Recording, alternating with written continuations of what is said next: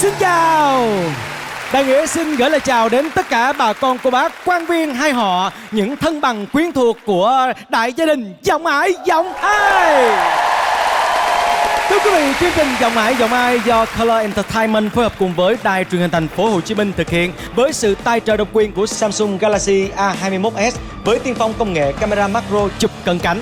Với Giọng Ải Giọng Ai ngày hôm nay có những điều vô cùng đặc biệt. Hôm nay Giọng Ải Giọng Ai đóng một cái vai trò, một cái sứ mệnh nó cao hơn như vậy, nó ý nghĩa hơn. Nó là một cái sự gắn kết, một cái sự xe duyên của những bạn vẫn còn đang lẻ bóng. Và một lát nữa chúng ta sẽ gặp gỡ những cặp đôi mới nên duyên trong chương trình Giọng Ải Giọng Ai. Còn bây giờ xin được mời đại diện đàn trai và đàn gái, hai chủ nhà quen thuộc Trấn Thành và Trường Giang.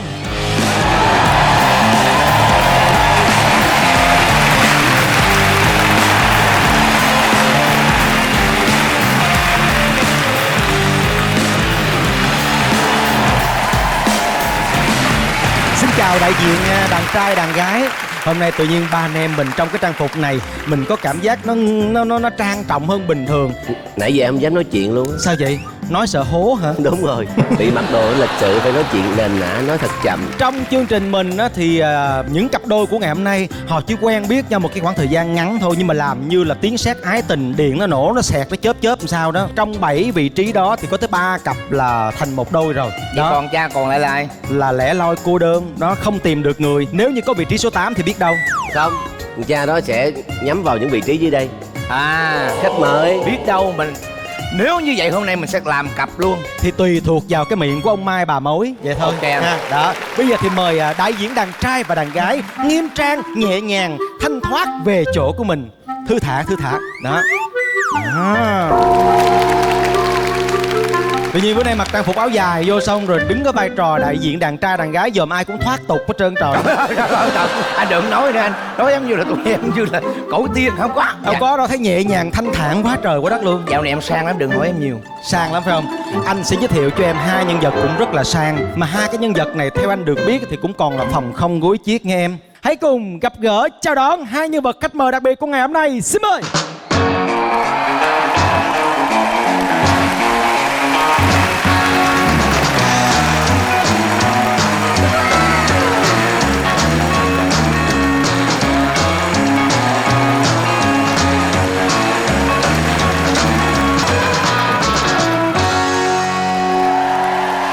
Thưa quý vị, hai nhân vật khách mời của chúng ta ngày hôm nay cũng là gương mặt quen thuộc đã từng đến với chương trình. Võ Hoàng Yến và Mâu Thủy. Dạ, vợ chồng em chào mọi người ạ.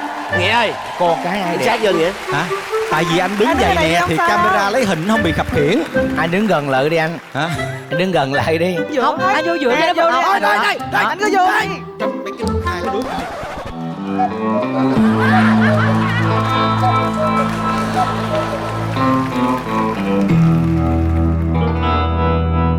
Trời ơi nè, thấy không? Nhìn đi, nè không? Nè, cô dâu đẹp trai, chú rể đẹp trai ha. Anh Trường Giang với anh Thành xuống chân. Cô dâu không, tại vì Dạ. có ở giữa có bà dì rồi không dám xuống. Ê mà bữa nay bà Yến bà phong cách gì giống như là Lolita đó. Dạ, thì mọi người cũng nhìn thấy hình ảnh bây giờ của em á, nó dịu dàng hơn, nó đáng yêu hơn và nó nhẹ nhàng Xạo đó nói hơn chuyện nè. Nhã cục xạo đây nè. Cục xạo là gì vậy anh?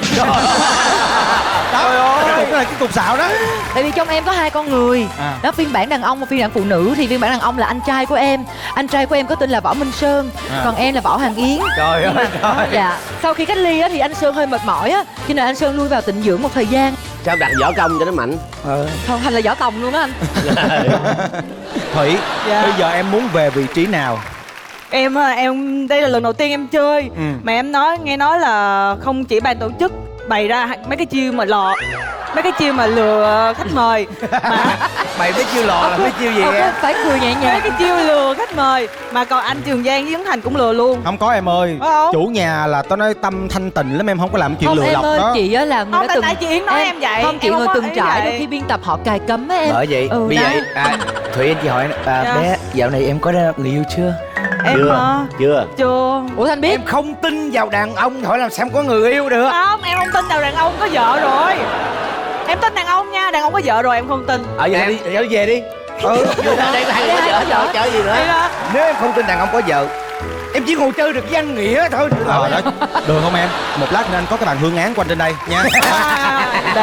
Để giữ xài đi. Thì đó, thôi bây giờ nè, Phủ vàng em sợ. anh phân công nha, anh phân công nha. Em về với Thành đi nha, người mới lần đầu tiên đúng không? Dạ đúng rồi, đúng rồi. Em về với Thành đi, còn Đúng Yến rồi, về với Giang nha. Tại sao Yến là cùng họ với em? Võ Hoàng Yến, Võ Trường Giang. Võ Hoàng Yến nè, Võ Minh Sơn nè, Võ Trường Giang là ba họ Võ luôn á. Vậy thì bây giờ chị em về với nhau được không? Ok dạ em mình về với nhau ha, hồi giỏi vậy nha. Mời em về chỗ. Này ốm quá vậy cưng. Trời ơi, dạ xuất sắc hơn Võ Hoàng Yến mà. Tiếp theo, chúng ta sẽ gặp gỡ với hai ca sĩ khách mời của ngày hôm nay. Xin chào đón ca sĩ Bảo Thy và Đoan Trang.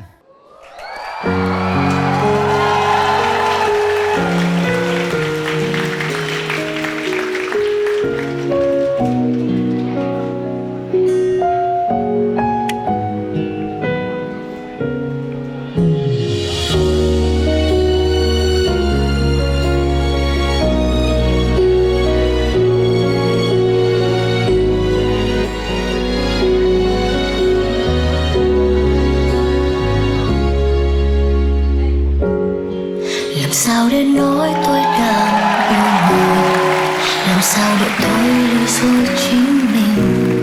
Nụ cười ai quá dịu dàng, nhiều lần tim ngỡ ngàng mà hình như cũng chỉ ngộ nhận mà thôi.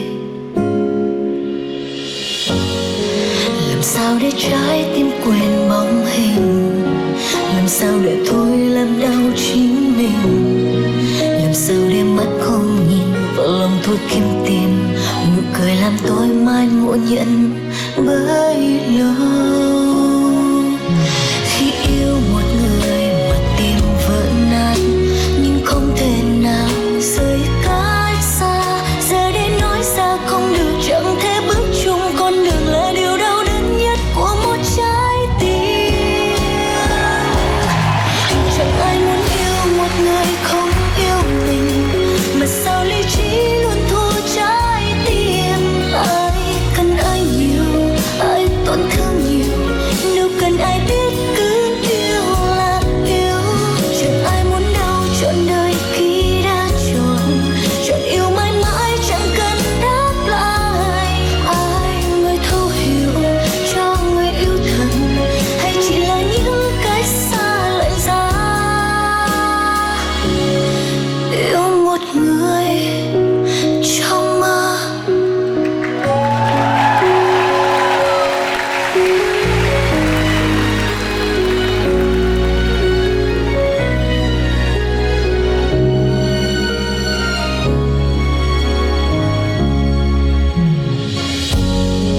Làm sao để trái tim quên bóng hình, làm sao để tôi làm đau chính mình.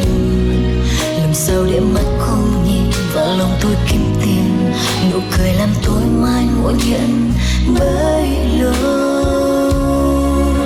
Khi yêu một người mà tim vỡ nát nhưng không thể nào rời cách xa. Giờ để nói ra không được, chẳng thể bước chung con đường là điều đau đớn nhất của một trái tim.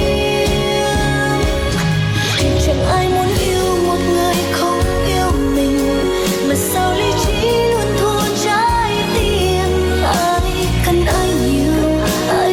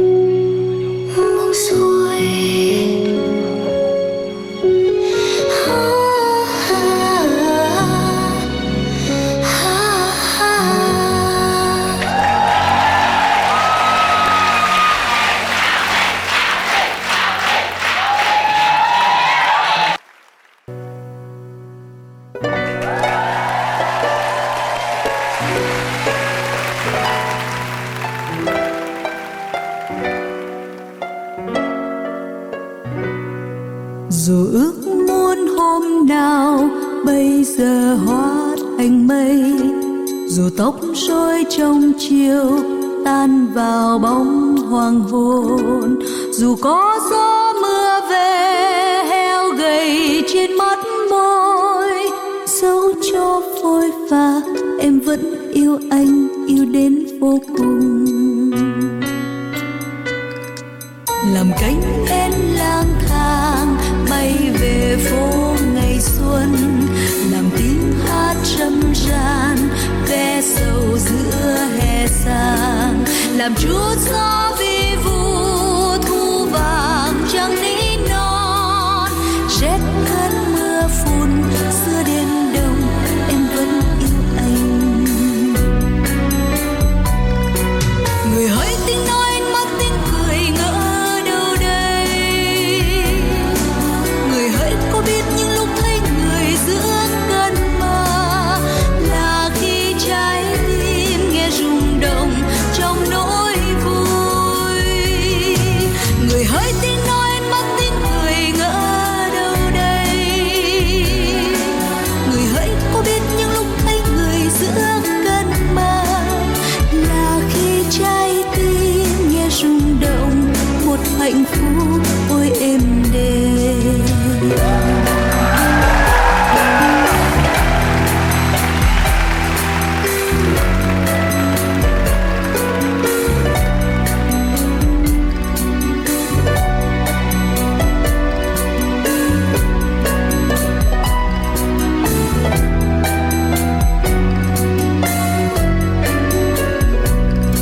Dù ước muốn hôm nào bây giờ hóa thành mây, dù tóc rối trong chiều tan vào bóng hoàng hôn, dù có gió mưa về heo gầy trên mắt môi, dẫu cho phôi pha em vẫn yêu anh, yêu đến vô cùng.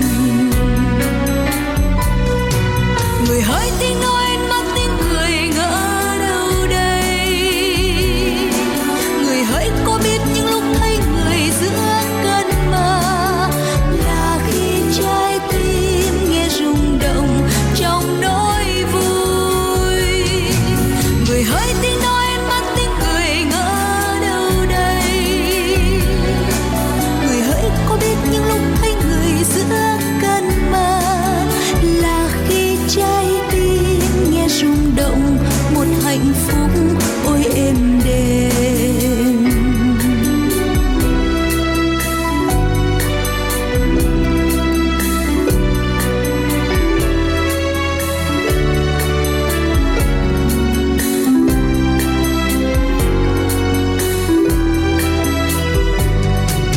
Người hỡi tiếng nói anh mắt tiếng cười ngỡ đâu đây, người hỡi có biết những lúc thấy người giữa cơn mơ là khi trái tim nghe rung động trong nỗi vui.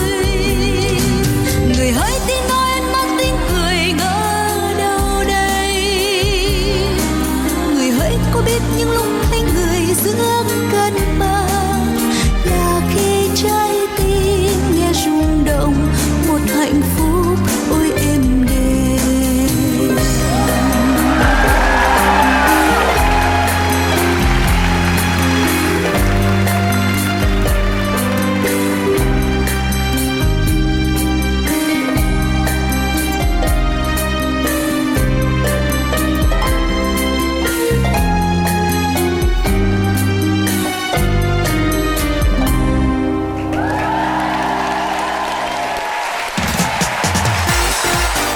Ôi đẹp quá.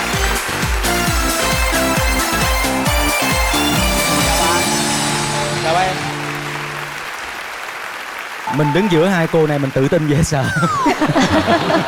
Chào Thi, hình như lần đầu tiên đến với chương trình phải không em? Dạ lần thứ hai rồi. Lần thứ hai. Nhưng mà tại lần đầu là mùng 1 nên là nó lâu quá rồi nên Đúng chắc anh rồi. đã quên em rồi. Cách đây đã là 4 năm rồi em. Sau một khoảng thời gian mình cuộc sống riêng của mình, đúng không? Dạ. Khi quay trở lại với chương trình em có lo ngại điều gì không? Hồi nãy ở bên trong em được phỏng vấn á, có một điều mới là nếu như mình đoán bạn nào sai thì mình sẽ mất 2 triệu. Đau lòng. Thật ra là trong lòng cũng có hơi nhói nhẹ nhưng mà thôi thì mình đã nhận lời rồi thì phải chấp nhận thôi. Dạ. Đó. Lần trước Thi ngồi với ai nhớ không em? Lần trước em ngồi với anh Giang. Còn Trang? Trang cũng ngồi với Giang hả cưng? Thắng hết đúng không? Thắng hết luôn. Trời trời. Thắng không Thi? Dạ lần đó em thắng. Trời. Nhưng mà lần trước á em ngồi Trấn Thành em thắng. Trời.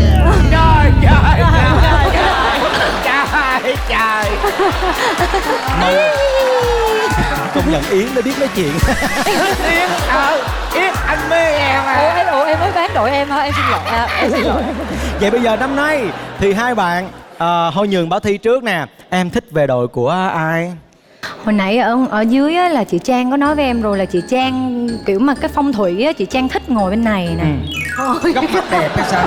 Góc mặt đẹp, góc body đẹp, tất cả mọi thứ đẹp. Nhưng mà thật ra thì em cũng biết sao, thôi nhường chị Trang đó. Thật ra thì với Trang thì vui là chính. Cho nên là bây giờ chị để các em chọn chị đó. Trời đất ơi. Tôi xin phép hôm nay tôi yếu trong người cho tôi về được không? Ủa chúng tôi đến đây mà chúng tôi cũng là những người làm công ăn lương.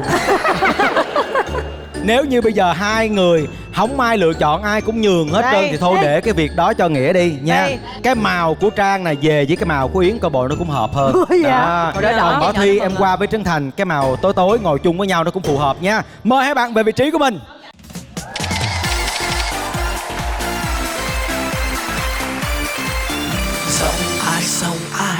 Bây giờ hai gia đình đã ổn định, chúng ta hãy chờ đón những bạn sẽ xuất hiện ở đây. Trong đó có tới 3 cặp cô dâu chú rể, những người vừa mới được xe duyên khi đến với chương trình. Xin mời 7 thí sinh của ngày hôm nay.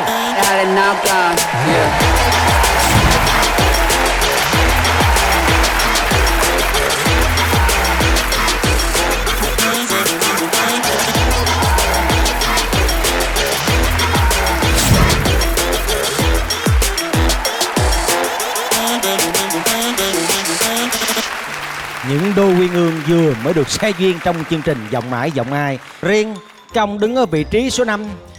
Không có ai để xe hết, đơn lẻ cho nên buồn gắn cánh định bay về trời. Sao giống Trường Giang vậy? Đội cái nón nhưng mà cái quần đó chúng ta cứ làm quen với từng người một như bình thường các bạn nha. Và khi loại thì mình loại đơn lẻ đúng không anh hả? Lẻ. Thì để coi tình hình tình duyên sao. Biết đâu lát nữa là cái giận á nó liếm vô các bạn, cái tự nhiên đi người A người B đâu ở lại được, thí dụ vậy. Và bây giờ chúng ta sẽ làm quen với vị trí đầu tiên, cô dâu chú rể. Cô dâu ở vị trí số 1. Bạn ấy làm công việc là huấn luyện viên thú cưng. Em huấn luyện con Sam này giùm chị đi cho nó nhặt rồi.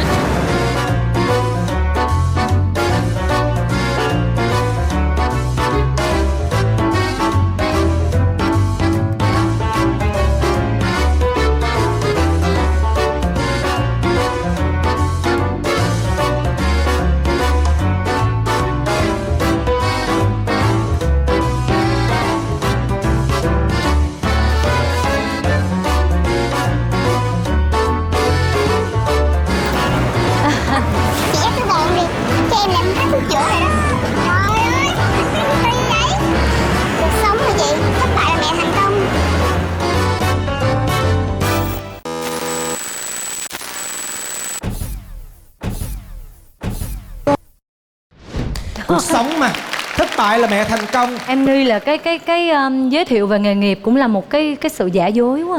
Ủa em nghi luôn hả? Nó chắc chắn vậy luôn hả anh? Chứ sao? Chứ nhìn vậy sao biết thiệt được. Cái chương trình này xin lỗi quý vị, tôi đã nhắc lại một lần nữa, bà Ngân biên tập hiện nay bà đã tuyển thêm 3.600 đầu người từ NASA về đây. Chuyên gia ăn không ngồi rồi rảnh để nghĩ kế ra hãm hại, bày mưu tính kế, không lừa lọc toan tính. Nói chung là không có cái gì thiệt trong chương trình này cả. Một cú lừa. Bây giờ chúng ta bàn về chuyện nghiêm chỉnh nè. Thủy, Dạ. hãy sử dụng chiếc áo màu cam. Nóng lên, em nóng lên. Nó có Suy nghĩ giùm anh. Rồi, ok, để em suy nghĩ. Anh nói đi. Không, ý là em suy nghĩ xong được cái gì em nói ra luôn đó Thủy. Em suy nghĩ bạn đó đó hả? Cái lúc mà bạn ấy mở miệng ra thì em thấy là bạn ấy mở cái hàm dưới ra hơi nhiều. Mà em thấy mấy ca sĩ á hát là toàn là mở hàm trên thôi, thế này là mở nguyên to nguyên một cái miệng luôn. Là to cái miệng như nè. Bây giờ Ê, xin lỗi vậy, ca sĩ nào cũng miệng vậy? không, bụi vào cái logo á anh, bụi vào cái logo á. Thấy bé nó chuyên môn có sợ hả? Lo đồng đội quá. Thủy tả mới có miệng vậy, chỉ có Lê Dương Bảo Lâm thôi chứ có ai đâu. Dân nhạc viện bên kia người ta chưa báo cái kỹ thuật, bà báo luôn kỹ thuật. Bà đẩy hàm trên hàm dưới, một hồi nó ra hàm hồ nữa. Rồi Yến sao em? Nghe cái người mà bữa nay người ta trưởng thành rồi. Gái tánh nè, gái tánh nhập nè, 2, 3. Hồi nãy á thì Trời ơi, Sao gái giọng đàn ông quá vậy? này là nữ giọng trầm anh. hồi nãy thì Yến có xem á chương trình thì Yến có hỏi anh Sơn, thì anh Sơn mới nói là cô này hát không có hay. Yến ơi, anh Sơn là ai vậy? Nhắc lại một lần cuối, Võ Minh Sơn là một nhân vật nam khuất mặt khuất mày đang tồn tại trong cơ thể của Võ Hoàng Yến song song. Dạ anh Sơn.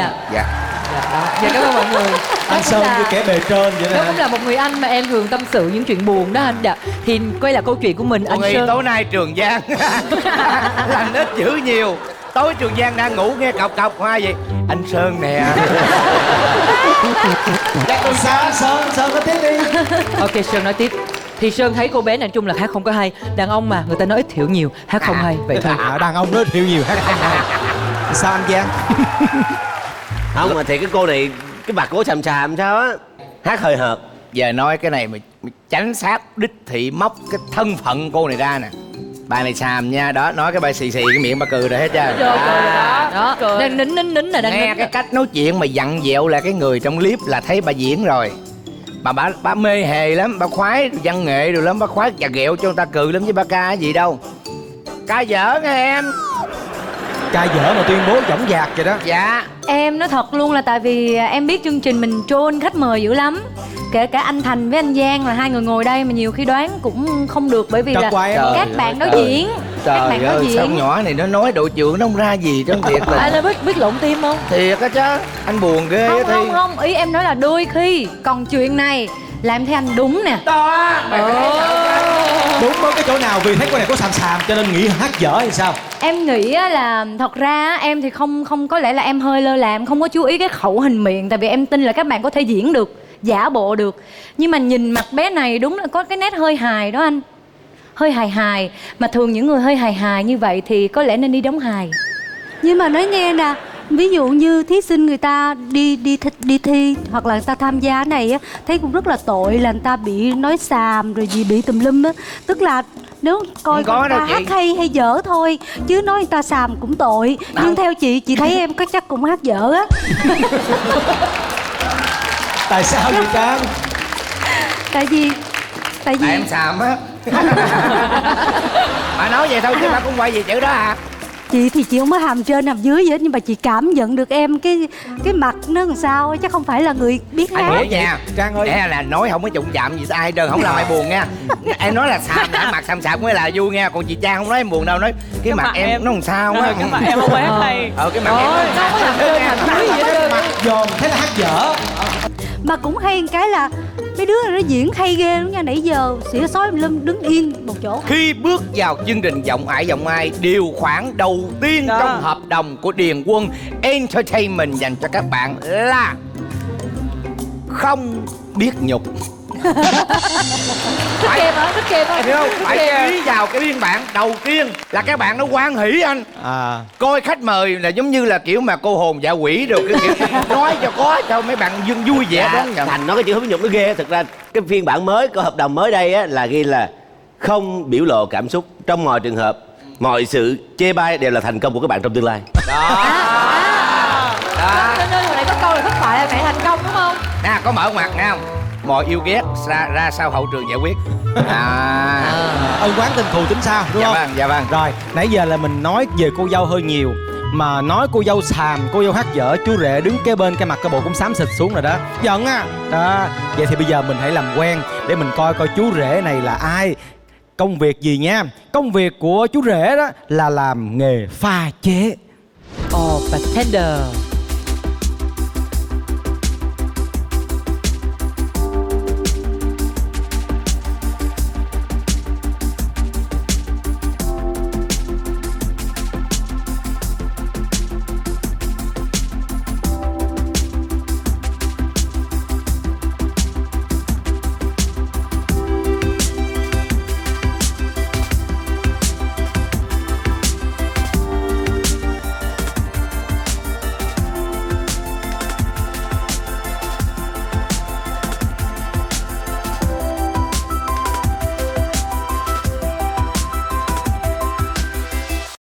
Quá trời tụi bay rồi.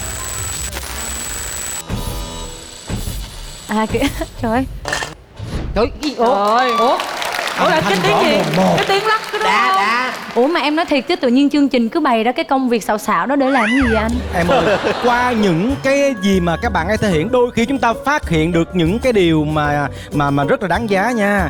Cái nghề nó không giúp ích được gì cho chúng ta. Nghĩ như vậy là sai. Trong quá trình làm nghề, nó lòi ra những nét xàm. Dạ cho em hỏi nè, nó liên quan tới hát hay hay hát dở luôn Liên hả quan anh? chứ em. Thí dụ một cái người họ diễn quá dễ sợ, mình biết họ bên ngành sân khấu.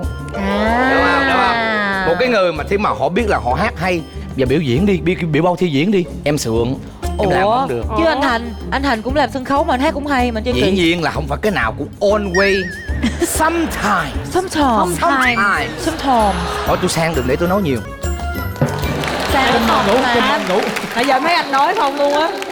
Cái ông bà tender này đó, lắc không có điệu, không có bay được. Lắc hơi hợp. tâm á. Thấy đâu lắc lên lắc ta.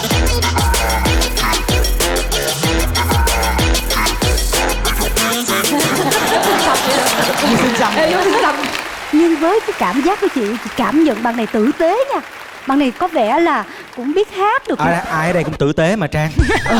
Ủa chị Có nói vậy, nghĩa là- chị nói chúng tôi giống như bộ lừa đảo hả chị? Hay là do bạn ấy đẹp trai và cái gương mặt đẹp trai để làm cho mình có thiện cảm và mình nghĩ rằng bạn ấy hát hay. Hồi cái năm mà 2017 là có một cái bạn đẹp trai ơi là đẹp trai luôn. Nó đẹp mà nó lên nó đứng nó thần thái. Rồi Đẹp cái là lúc 3 mà năm chuẩn mà bị chị nghe chưa hát lên á, luôn. là bà nhỏ mày trước quốc luôn. Cho nên ai cũng nghĩ là không phải đẹp trai mà mới là hát hay, không phải là đẹp gái mà mới là Chị có hát không hay. Mới đi trang của chị của chị á. gì Ủa cơ? thì chị hát dở mà. Thì đó nói em đó. Chị em có đâu hay đâu. Do vừa bà Hai chị em tự tố cáo lẫn nhau. Vấn đề em hát không hay ok nhưng mà em không có ra MV. Không, em sao khoe sắc đẹp. Nhưng mà chị ra MV. Khoe sắc đẹp có thể không, mày chưa đủ đẹp bằng tao mày không ra đúng rồi. Giờ qua mày ta đúng rồi. Ai em ơi. Thiệt á. Màn chi vậy? Ta ngầu xấu ta sẽ xấu ta. Mình đang sang, đội mình team sang, mình đừng có nói xấu người ta. Đây em nhận xét nè. Sao? Em để ý một cái điểm rất kinh khủng lắm. Khủng luôn. Anh này không có chung thủy. Tại sao? Trời ơi. Biết anh luôn á. Không có chung thủy. Không chung thủy. Tại vì cái lúc mà chụp hình cho cặp đôi kia kìa, cặp đôi kia không có yêu nhau rõ ràng và ánh mắt anh này nhìn cái cô kia trìu mến lắm khi cầm điện thoại. Sau cái clip đó hai người đi chơi với nhau chắc luôn. Ủa rồi sao Yến? Câu chuyện này sẽ đi về đâu? Ê, trước đây 2 phút là vui lắm á. Không sao đâu, biết sao. Nãy anh Sơn nói á. Sao nói phải Yến nói? Dạ. Bảo Thi, em nhận xét thế nào? Em nghĩ là bạn này hát hay đó. Bạn này không có cái gì mà gọi là lăng nhăng ở đây cả, không chung thủy ở đây cả. Cô áo bông này cô xuyên tạc người ta. Anh này là lắc hời hợt nhưng lắc chân thành, lịch sự tử tế. Được, chấm.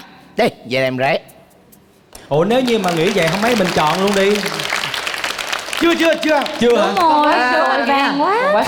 Thấy có chân thành nhưng cho đi thêm vòng đi chợ xíu nữa đi. Rồi, coi như là mình để đó đây nghe. Dạ. Mình đi chợ thêm vòng Đi nữa. chợ xíu nữa đi. Qua vị trí số 3. Ở đây cũng còn cặp cô dâu chú rể. Ủa mà ngộ ha.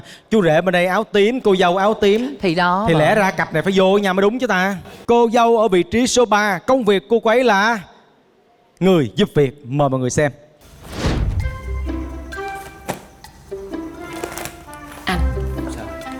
Em định kể nghe này nè nhưng mà anh đừng có nói với ai nha.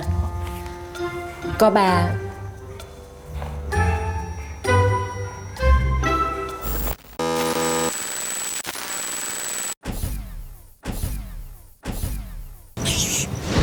Người chị ơi. Người chị ơi. Đó. Nghe cái chữ suýt thôi là mình có thể mình đoán được cô này hát hay hay dở rồi. Nghe cái tiếng suyệt đó là mình biết là bạn này có hơi rất là dày mới suyệt được cái chữ đó. Hơi Ghê vậy? Đúng rồi cưng. Người hiếu hơi là người ta sẽ. Còn bạn này là Không, tại vì cái độ nhiều chuyện đó chị, cái độ Tức là- nhiều chuyện càng cao á chị. Thưa quý vị, ca sĩ Đoan Trang nói là suyệt mạnh chứ mà đâu có nghĩa là hát hay. Tức là hơi dày thôi. hơi dày. Yến em suyệt cái Suyệt. Yến. Rất Quá dày luôn. Rất dày luôn. Mà em hát dở banh đó chị. Mau Thủy suyệt cái coi. Đó, hơi ai cũng Ba dày này hết là rồi. vừa hơi dở vừa hơi không dày nha. Em đâu hát đâu. Ba là là combo hát dở đó. Tôi tính ngắn không? Thôi em ngắn ngủn à. Thí dụ nè, Sao Thành? thí dụ á mà xịt bình thường đi là người ta thấy không? Còn nếu mà xịt thanh nhạc người ta thấy không? Thấy không? Nhưng mà không có ai mà rảnh đi ngồi tanh thì Lau mặt cái điều cũng văng cả luôn. Không có. Ba này là nhiều chuyện thiệt, nhiều chuyện từ tâm, thấy không? Mấy bà Ngân biểu diễn nhưng mà không có là từ mà bao tử xì ra, anh hiểu không? Mà xì là nhiều chuyện thiệt. Xì mà xì từ bao tử xì ra. Nhưng khổ nè, cái bạn này cũng hề, bạn số 1 cũng hề. Mà sao cái bạn này lại cảm giác là hề hát hay nha anh nha? Tại vì bạn ấy diễn tới, còn bạn số 1 nãy diễn không tới lắm. Xác. Bạn này cái nét diễn là cho mình thấy một cái người kiểm soát được cơ thể mình. Ít nhiều gì cái cơ hội hát hay nó sẽ nhiều hơn là hát không hay. Còn Yến sao em? Cái người mà suyệt hơi dày mà hát dở nè. Ủa anh nói gì rồi em không muốn lên tiếng luôn á. Rồi qua Em thưa quý Không, vị. những gì anh nói gì để em lên tiếng à.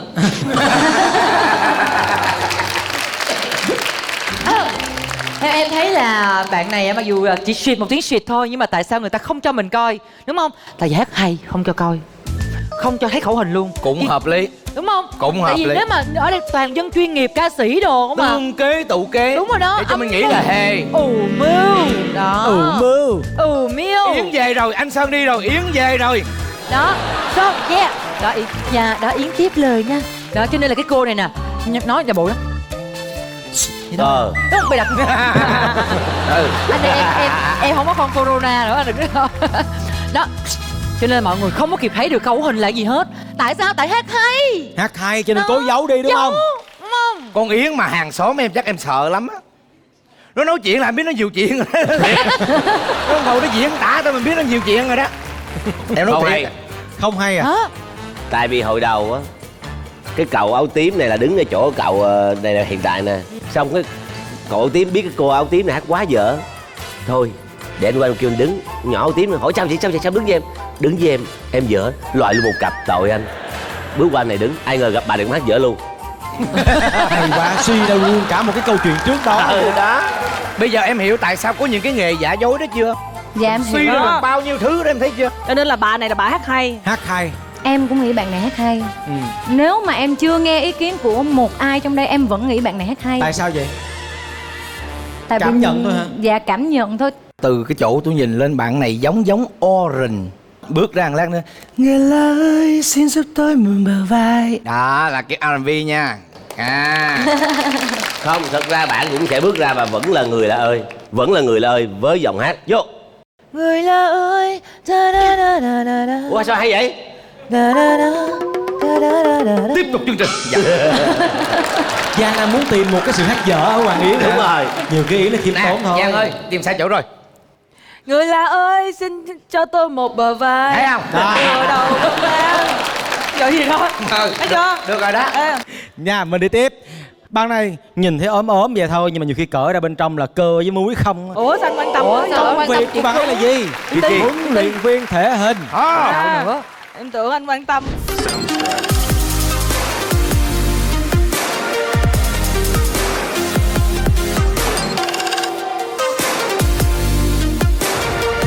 Giới thiệu mà chị clip.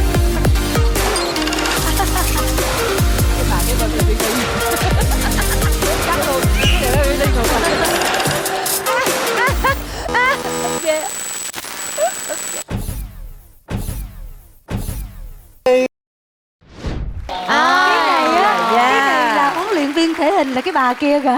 Vừa đi đu đưa vừa hát. Cũng xàm. Nhưng mà biết đâu hát hay sao Tập ta? người ta PT, bày đặt đưa cái clip ra. Thấy rảnh không vậy? Tao coi YouTube nhà chứ tự nhiên tao tới học ông che ông hỏi. Mày cũng rảnh, ca làm thọc lên thọc xuống.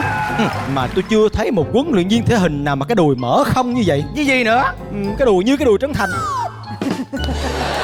Anh Trấn Thành là quần đen rồi. Anh. Sai rồi đó anh Nghĩa ơi. Em Dạo này nè. anh Thành giảm cân thành công rồi đó. Yes. Kìa nhìn cái nọng kìa.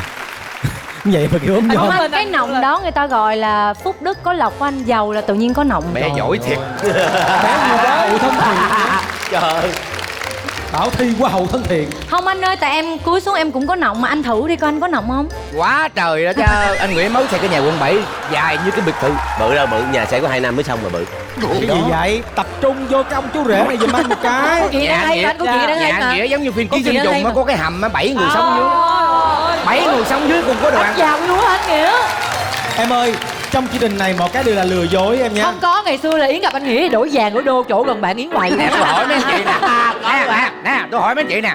Trên đời này ai đắt show MC bằng Đại Nghĩa đúng không? Mở TV lên là thấy Đại Nghĩa liền. Thì nghĩ bao nhiêu tiền. Mà vậy này giờ chưa có vợ, cha mẹ thì bên Mỹ, tiền không có xài thì để làm gì? Giàu chứ làm gì? Tiền để đâu? Tiền để đâu? Hả? Tiền để đâu? Tiền Thành để đâu? ơi Thành. Tiền để ngân hàng chứ để đâu? Thành ơi, tim sang ở chỗ nào vậy Thành? Dạ. Thưa anh, em thấy là cái bạn số sao nè. Bạn số 3 này rất là quen. Số 4. Số 4 này rất là quen. Thưa anh, bạn trai quận 4 này có lẽ là một nhóm nhạc nào đó thì phải. Mới nói xong một cái bạn ấy cúi mặt xuống. Em không nhớ là diễn viên hay là ca sĩ thôi. Chắc chắn nó gặp bạn này ở một cái cuộc thi nào đó. Nhưng mà showbiz muốn vô đây làm loạn à? Loại. Tới giờ gì loại anh ta? Trời tức. Tự nhiên người ta đẹp trai rồi dòm thấy người ta có vẻ quen rồi loại người ta. Vậy mà nói là mình tim sang. Ganh tị. Dạ không, nói giỡn thôi chứ loại sao được, tội nghiệp nó đẹp trai. Đây em điểm đặt tên của bạn tên này. Bạn này tên là Nguyễn Duy Dương, sinh năm 1997.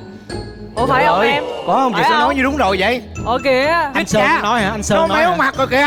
Anh ơi, nó méo mặt hình như đúng. Không em ơi, cái méo mặt đó là cười khinh bỉ đấy em. Cái vụ mà huấn luyện viên đó là nó hơi Xàm xàm thiệt Chợt rồi đó chị chợt đó. Nhưng mà sao? Cái lúc hát cũng xàm luôn em. Tự Vừa nhiên hát lúc vừa rồi. chèo xuồng. Đúng rồi. Ủa, cái này là chèo xuồng hả? Nhưng Cái đó là cái động tác chèo xuồng á anh, cái máy chèo xuồng á. Em cứ nói với người ta về những cái kiến thức gym, người ta đâu có bao giờ đi tập đâu. Anh thấy là kéo dây mà. Đó, cái gọi là chèo xuồng, động tác chèo xuồng á anh, tập cơ lưng và Em nói người ta nè, bây giờ mì quảng làm sao, cao lầu làm sao người ta biết, chứ còn chèo anh xuồng bữa á. anh mới rủ em đi ăn dê quán ảnh nữa. ủa giờ có nói được chưa? Nói đi Trang. Cho nói được không? Trời ơi, mới chửi vô mặt anh em mình. Thì có thôi em xin lỗi chị và em tạ lỗi chị. Đó, bởi vậy ở đây toàn là hoạt bát rồi xong rồi thánh lầy rồi này kia, cho nên chị Trang ngồi im re, chừng nào Nghĩa kêu tới mới dám nói luôn. Bây giờ kêu lâu lắm rồi đó Trang. Anh Nghĩa bình tĩnh, mình ăn chay anh Nghĩa. Ăn chay với ăn chay. Cái dâu hay cái gì Nghĩa? Ăn được. Ăn chết á. Nghĩ sao tự nhiên có dĩ dâu đó. Ông Nghĩa ông duyên quá. Sao nè Trang, cho Nghĩa biết ý kiến của Trang tiếp về bạn này. Ủa chị vẫn nói hả? Tức là Trang nói rằng bạn ấy tập thể dục này kia không đúng là một PT. Dạ. Thì ngoài chuyện đó ra thì thế nào? Quên mẹ rồi. Mày nói gì quá? Trâu quá. Rồi, mời Bảo Thi. Trời ơi, đang cười không có một chút nết na gì luôn. Anh nghĩ kêu cái hết hồn. Em nghĩ bạn này hát hay. Em nghe được cái âm thanh cuối trong mấy clip á. Em thấy cái giọng nó có một cái âm vực cao. Em á lúc đầu á là em nghĩ bạn trai áo hồng này nè là hát không hay. Bởi vì á vừa hát mà vừa chèo thuyền là thấy ghét rồi. Kiểu ghét luôn. Sao Thấy ghét, tự nhiên ghét người ta. Ý là thấy ghét thôi chứ không phải ghét kiểu vừa Thấy chèo ghét có nghĩa là ghét đó. Hát kiểu gì? Bảo yêu mình, xong ghét mình, là không thương mình rồi. Đây đó không? Đó. Cái chữ ấy ok nha, nhưng mà thấy kỳ sao á. Tức con nhỏ này ghê vậy thiệt á. Sao vậy? Có đội em mà nó không có thuận em gì hết trơn, em giận dễ sợ giận Em nãy ơi, giờ. đâu có sao đâu, nhiều ý kiến trái chiều mới hay chứ. Em sang em không nói nữa. Để đó đi. Đây, mình qua ông số 5 đi. Ông đứng cô đơn một mình, sắp bay về trời tới nơi rồi kìa. Bạn này, công việc của bạn ấy là gì? Shipper, cho nên gắn đôi cánh bay cho nhanh. Trời ơi. Mời mọi người xem.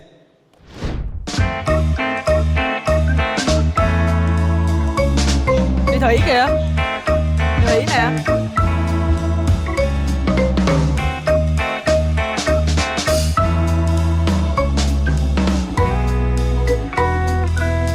Cái bà này chắc bà biên tập luôn á.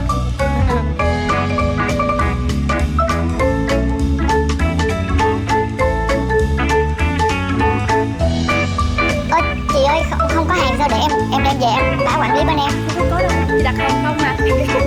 Cảm ơn em nhé. Mặt hài dễ sợ.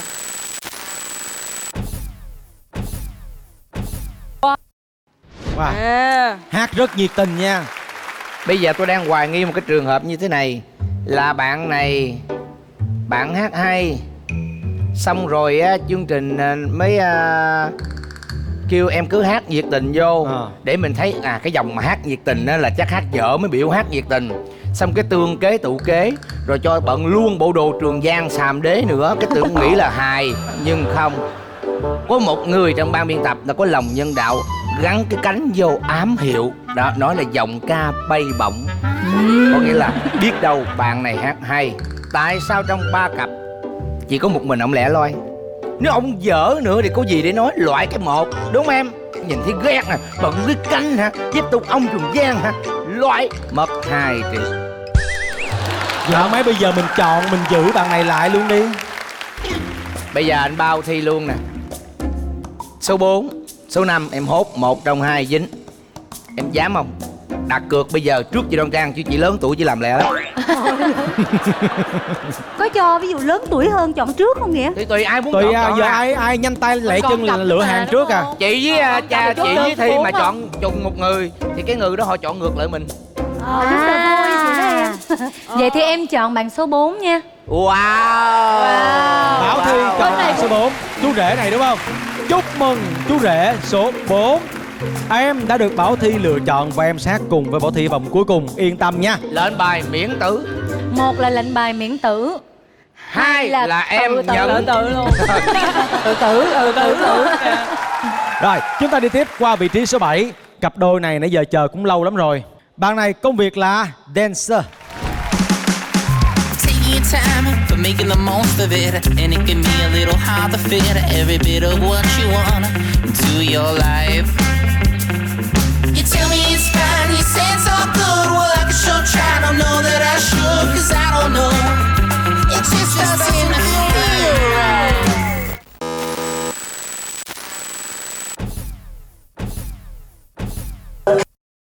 Bạn nam trước xem như bạn ấy là ở chỗ vị trí số 6 á. Công việc của bạn ấy là dancer như chúng ta đã thấy.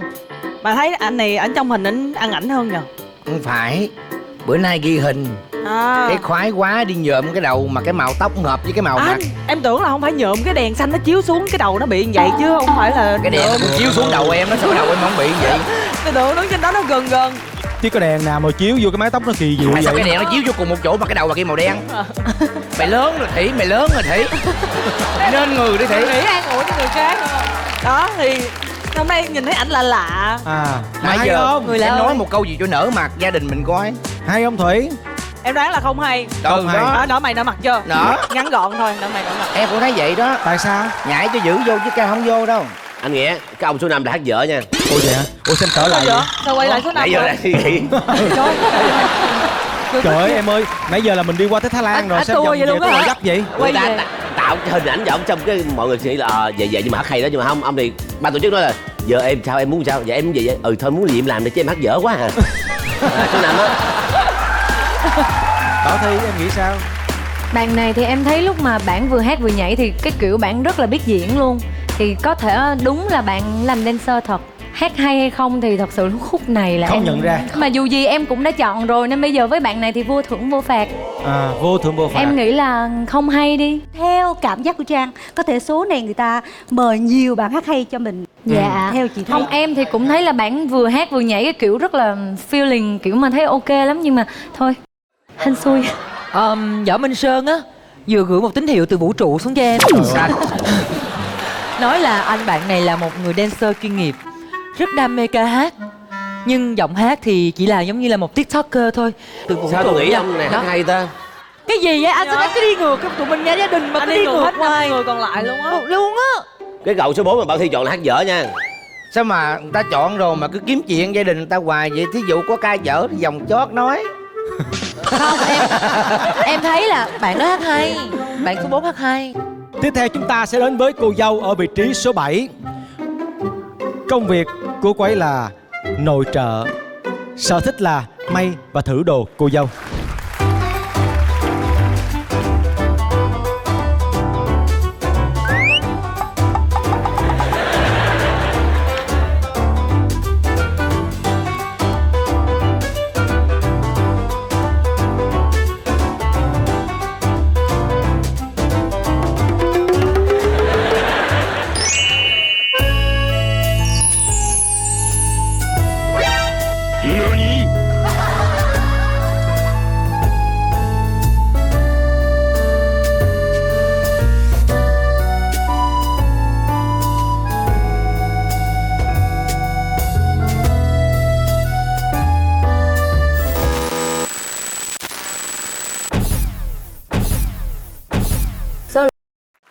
Cái lúc mà bạn đó hát á, mặc dù là hơi mờ mờ chút xíu, nhưng mà có một cái chữ nào đó em thấy cái lưỡi bạn nó dính lại. Dính, em nghĩ lưỡi là dính luôn hả? Lưỡi dính ở đây, nghĩ là bạn đó có thể bị đớt chút xíu. Đớt nhẹ nhẹ giống em. Số 7 là một người chân thành. Chân thành hả? Khi hát luôn luôn lấy tất cả trái tim mình ra để hát ra được một bài hát dở nhất có thể. Em nghĩ là cặp này là cặp hát hay nè. Đâu em thử ca cái bài Công Chúa Bong Bóng mà dở chân thành thử coi. Ngày xưa rất xưa ấy cũng khó lắm anh. Đúng rồi. Thủy em làm. Ngày xưa rất xưa ấy có một nàng công chúa. Cái dở liền không? Đây đó. Giọng em là giọng hồn hà nhưng mà trầm hơn 2 tông. Thôi không được đâu. Giọng em là giọng bà Hà bán xôi đầu đường nè. Không, ê, không, trợ lý Thủy tên Hà luôn. Ok, thôi được rồi, chúng ta cũng đã đi qua một vòng rồi ha. 30 giây để các bạn hội ý với nhau. Bắt đầu. Giờ mình có một người hát không hay. Nữ hả? Số 3 hát dở hả? Số 3 hát dở hả? Chọn số 3 hả? Số 1 nha, lại Thay số số 1 nha. 1 với Lự. Số 3, số 1. Bà số 6 đó, bà số 7 đó. Bạn số 7 không tin được à. Hết giờ.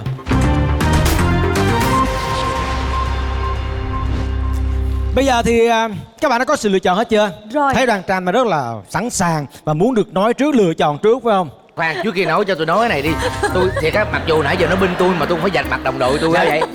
Anh Thành mình loại hết người hát hay, cô bà Trang hát người hát dở. Cái nó 2 triệu em 2 triệu cái nó ồ ha vậy. Tôi không ngờ là ngày em đây công chúa bong bóng tới đây mà không đến với tâm thế là công chúa mà đến phù thủy bong bóng. Nè. Xin lỗi, đừng hại được, làm sao hại được bà dì của tôi. Còn đội chúng tôi đã suy nghĩ sâu xa và chúng tôi đã có tia qua tất cả các vị trí. Cái gì cũng vậy, vạn sự khởi đầu nan. Phải có bước đầu tiên thì phải có những bước sau. Bước đầu tiên mà vấp ngã thì cả cuộc đời sẽ sai. Đó. Cho nên cái bước đầu tiên là người ta gọi là bước số 1. Đó. Thì chúng tôi muốn cho đội bên kia phải hối hận về những sự lựa chọn khác. Và chúng tôi biết đội bên kia đang chọn số 1 đúng không? Chúng tôi chọn số 1 trước. Số 1, cô dâu ở vị trí số 1. Vậy hồi nãy em làm vậy thì cũng huề với anh Giang thôi. Anh Thành em nói anh nghe là nãy trong hậu trường á nói cái luật mới là mình chọn sai phải phạt 2 triệu. Thì em với chị Yến không chịu này nọ. Chịu nhưng mà chị Bảo Thi là đâu có sao đâu, phạt 2 triệu thì mình đền bù cái lỗi lầm của mình cho với lại các ca sĩ thôi. Thấy người ta tử Trời tế ơi. Tử tế, hồi nãy tính loại người hát hay để Anh ơi. thấy người hát dở. Anh đã nhớ là Bảo Thi là người có điều kiện. 2 triệu không nhầm nhò gì, 20 triệu cũng không Chắc sao. tụi em nghèo. Thiệt á.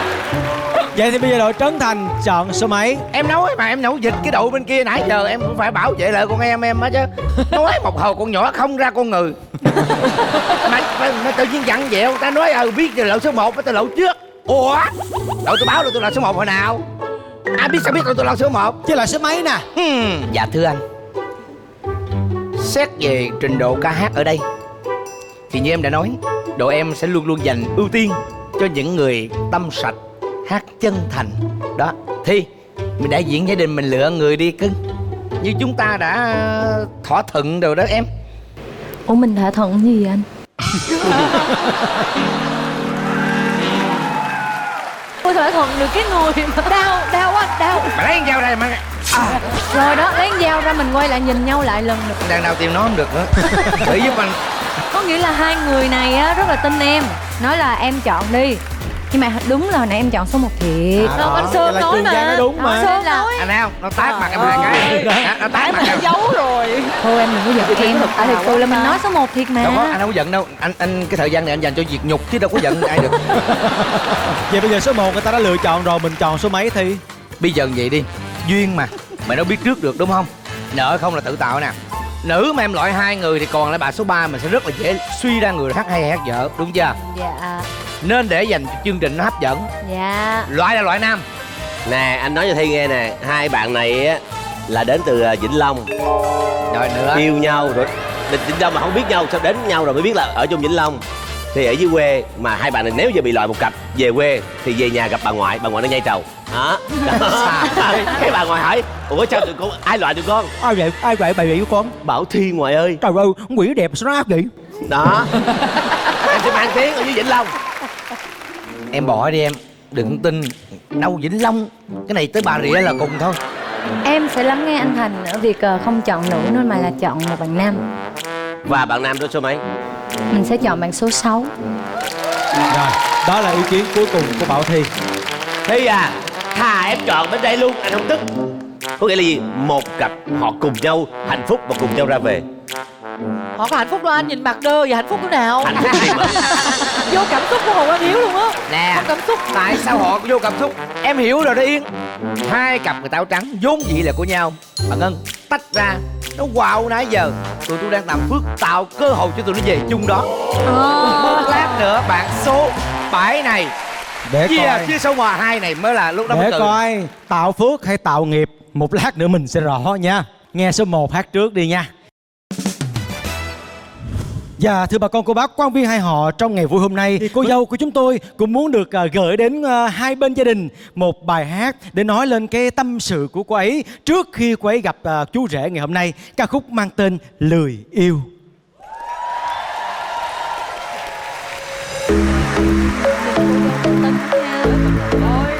Tự tin lắm luôn á. Em hay Dở. Cái lúc mà bạn ấy mở miệng ra thì em thấy là bạn ấy mở cái hàm dưới ra hơi nhiều. Thì anh Sơn mới nói là cô này hát không có hay.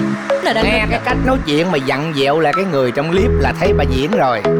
Mà cũng hay một cái là mấy đứa nó diễn hay ghê nha, nãy giờ chỉ có sói lưng đứng yên một chỗ. Mà bà mê hề lắm, bà khoái văn nghệ rồi lắm, bà khoái chà ghẹo cho người ta cười lắm chứ bà ca gì đâu. Ca dở nghe em. Dở. Chị còn nhớ quên anh từ bao giờ? Ngày chia tay em không còn bất ngờ. Chị còn nhớ quên anh từ bao giờ? Chị còn nhớ quên anh từ bao giờ? Ngày chia tay em không còn bất ngờ. Cảm xúc đã nhạt nhòa. Cách xa. Cút lên lại biết rồi, cút lên. Đôi mắt em rơi cũng đã cạn. Ngày đêm trắng chơi với em trai sạn cũng có là gì? It's nothing to me. Bỏ đi, em sẽ đâu khác những khi ngất ngủ mê. Cuộc sống vui hơn khi anh đã rời xa. Thôi anh ơi, anh cứ đi nha. Lúc em lười yêu rồi, nhàm chán với những lần phản bội. Đã xin không cần phải vội, hỏi chị em mình cứ vui thôi. Trái tim em đã đóng lại, chẳng chút ưu tư và e ngại. Ngoài kia mưa đổ rào rào, nhưng tim em vẫn chưa đổ ai. Bởi vì em đã quá lười yêu rồi. Ôi em quá lười yêu rồi. Quá lười yêu rồi. Yeah. Thôi em đã quá lười yêu rồi.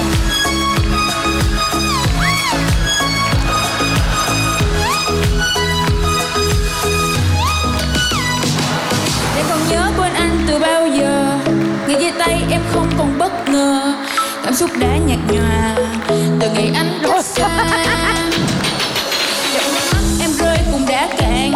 Ngàn đêm trắng chơi với em trai sạn cũng có là gì? It's nothing to me. Thôi bỏ đi, em sẽ đón anh nhưng bỏ đi, ngủ mê. bỏ đi. Cuộc sống vui hơn khi anh đã rời xa. Thôi anh ơi, anh cứ đi nha. Đến lúc em lười yêu rồi, nhàm chán với những lần phản bội. Đã xin không cần phải vội, hỏi chị em mình cứ vui thôi. Trái tim em đã đóng lại, chẳng chút ưu tư và e ngại. Ngoài kia mưa đổ rào rào, nhưng tim em vẫn chưa đổ lại. Bởi vì em đã quá lười yêu rồi. Thôi em đã quá lười yêu rồi. Em quá lười yêu rồi. Yeah. Thôi em đã quá lười yêu rồi. Trời ơi.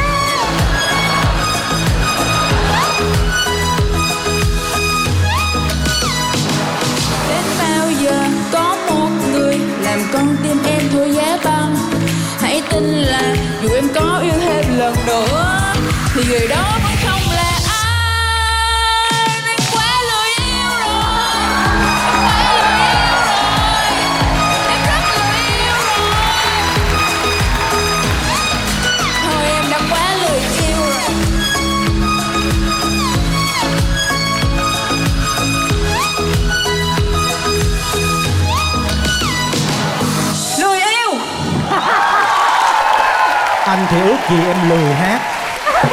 Không mở tiếng anh mà coi hình là nghĩ hát hay chắc luôn á. Đấy, thấy số 2 quan sát số 1 ca nó vỗ tay vô nhịp lắm. Chắc tới phiên mình lo nè. Em giới thiệu về mình nào. Dạ, em tên là Thảo Vi, em đến từ thành phố Hồ Chí Minh ạ. Hiện nay công việc của em là gì? Em là diễn viên tự do. Diễn viên tự do. Khi mà nãy giờ em đứng trên đó em nghe mấy anh chị đây nhận xét về mình, nói mình xàm, nói mình này kia, có một chút nào buồn không? Dạ không, em cũng thấy em xàm thiệt. Đúng mà đúng không? Khi em nhận vai diễn em thường đóng những loại vai như thế nào? Dạ, mấy cái vai giống như anh nói cứ hiền hiền á. Em ước một lần được đóng vai xàm mà chưa được. Chưa được. Mà thế này nè, bây giờ mình ở trên sóng truyền hình mình phải làm rõ cái chữ này nhé. Đúng rồi. Tại vì Thành không có muốn là quý vị khán giả xem rồi cái là hiểu anh chị em ngồi sĩ đây giống như là ngồi nghĩ là mình chễm chệ lắm, được quyền phán xét người này phán xét người nọ. Không phải. Cái từ xàm của cái người Nam Bộ là một cái từ thân thương dành cho nhau. Khi người ta nói bạn duyên dáng quá, bạn đáng yêu quá, bạn hay làm cho người ta vui, bạn làm cho người ta cười, gọi là mày xàm quá. Cái đó là cái từ đáng yêu nha cưng nha. Dạ. Đúng rồi. Với lại cái chữ mà ở người miền Tây mình hay dùng là chữ con và chữ thằng á. Là thường ví dụ như thằng Tư con Tám sao lâu quá không về thăm tao đó. Là nghĩa là bề trên nói với lớp trẻ. Và ví dụ như là con vợ tôi á, con vợ tôi là cái chữ yêu.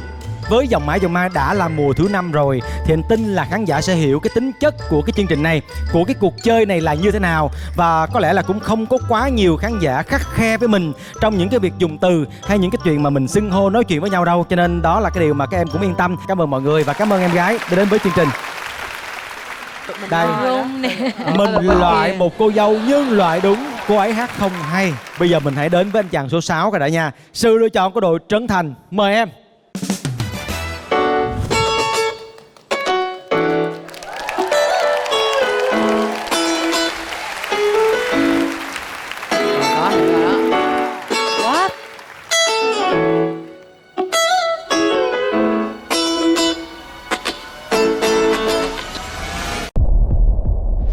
Nghĩ là không hay đi. Theo cảm giác của Trang, có thể số này người ta mời nhiều bạn hát hay cho mình. Anh bạn này là một người dancer chuyên nghiệp, rất đam mê ca hát. Em thì cũng thấy là bạn vừa hát vừa nhảy cái kiểu rất là feeling, kiểu mà thấy ok lắm. Nhưng mà thôi, hên xui. Em đoán là không hay.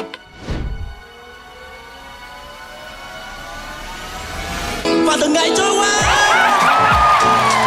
và từng ngày trôi qua, và từng ngày trôi qua. Tiếng yêu mang tên cánh tay nhìn thật xa. Anh vẫn tin vì em đó, liệu em có bao giờ hiểu lấy anh vẫn yêu như lúc đầu. Rồi từng ngày lại trôi qua, tiếng yêu mãi mãi đắm say này sao vội xa. Mà nhảy rất giỏi. Để từng ngày con tim anh cứ rơi rớt theo những cảm xúc trong lành. Hey! Những tin nhắn gửi đi người chẳng xem, người đã biết nỗi nhớ của anh thành thói quen. Nếu biết trước tình ta chẳng đến đâu thì mình sẽ bên nhau ngồi thật lâu. Anh phát tin vì em đấy, liệu em có bao giờ hiểu lấy anh rất yêu không sắc màu. Oh baby baby, anh phát tin vì em đấy, liệu em có bao giờ hiểu lấy anh vẫn yêu như lúc đầu. Come on!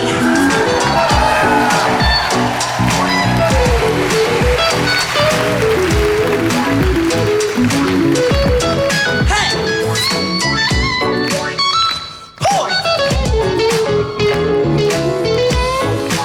Come on! Hey! Hey! Hey! Hey! Những tin nhắn gửi đi người chẳng xem, người đã biến nỗi nhớ của anh thành thói quen. Nếu biết trước tình ta chẳng đến đâu thì mình chẳng bên nhau ngồi thật lâu.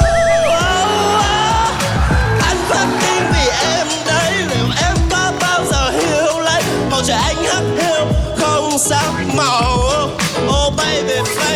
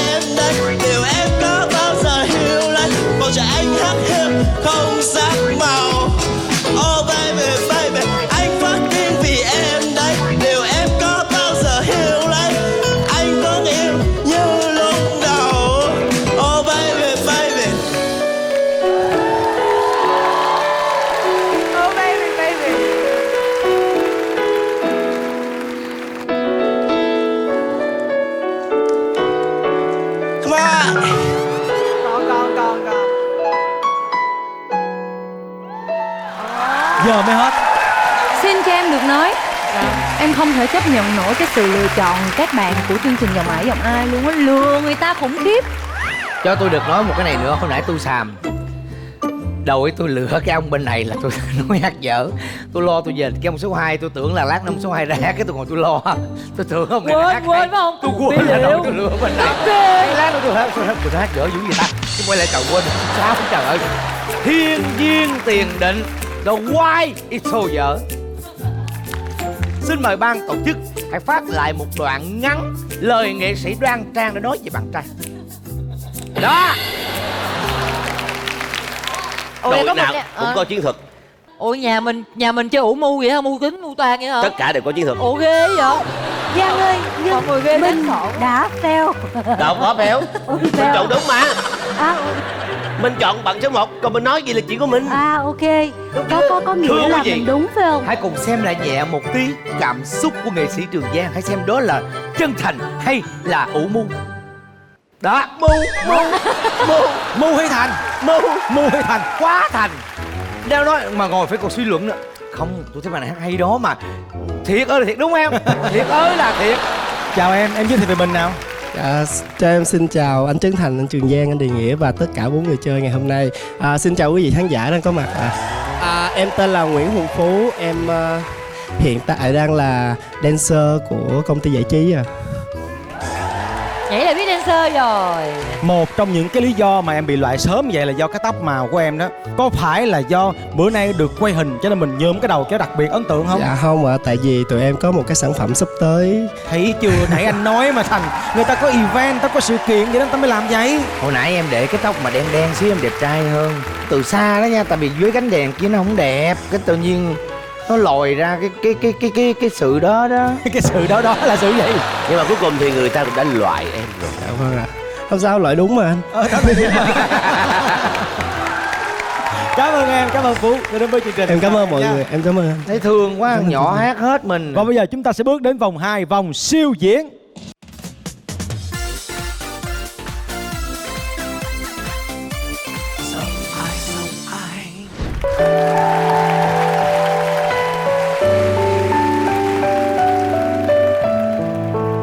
Anh thật sự ngu ngốc.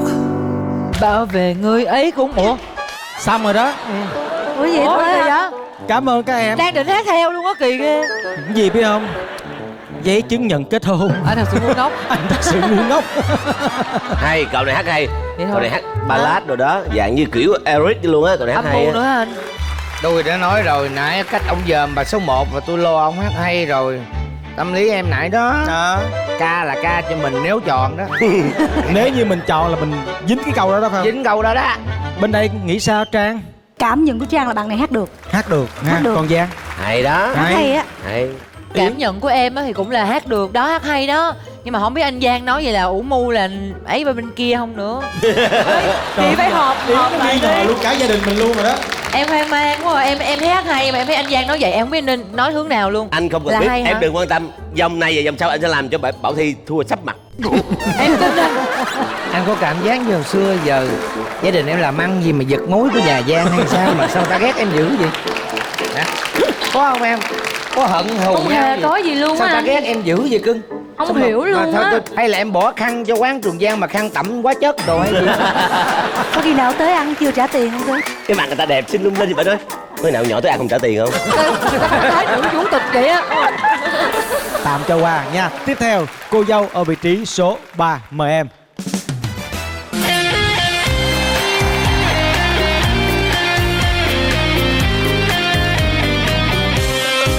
Anh ơi đô thành ở đây em sống không quen, đưa nhau lên tàu về quê em thấy vui hơn.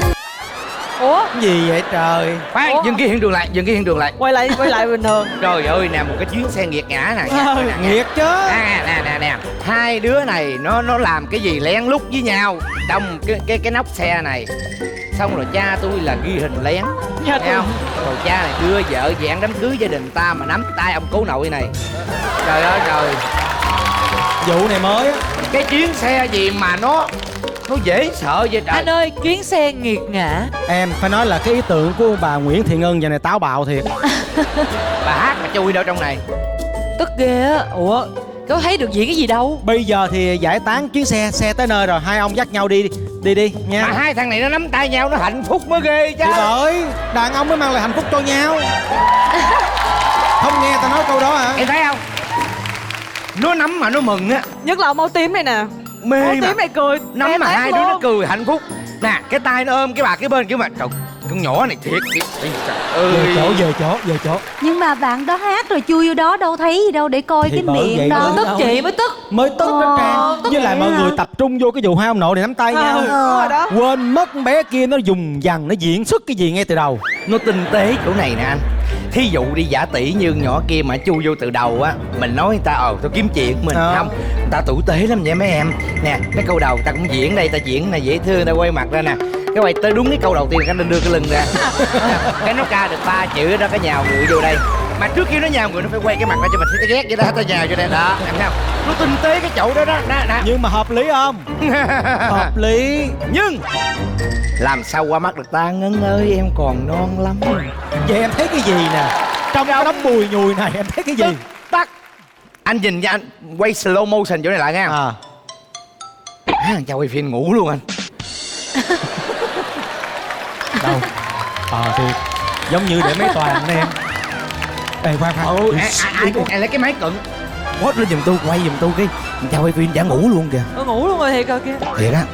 Ê, vậy là tụi mình nói chuyện vui lắm á. Tụi mình phải nói chuyện vui lắm á. Tỉnh rồi kìa.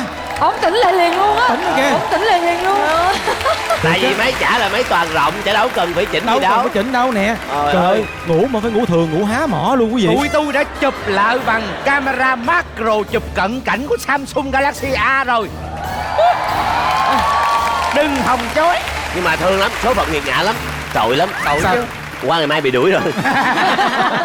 Quá trời, tôi đang nói vui muốn chết ở đây mà chả ngủ đó. Giờ mới nấu tiếp nè.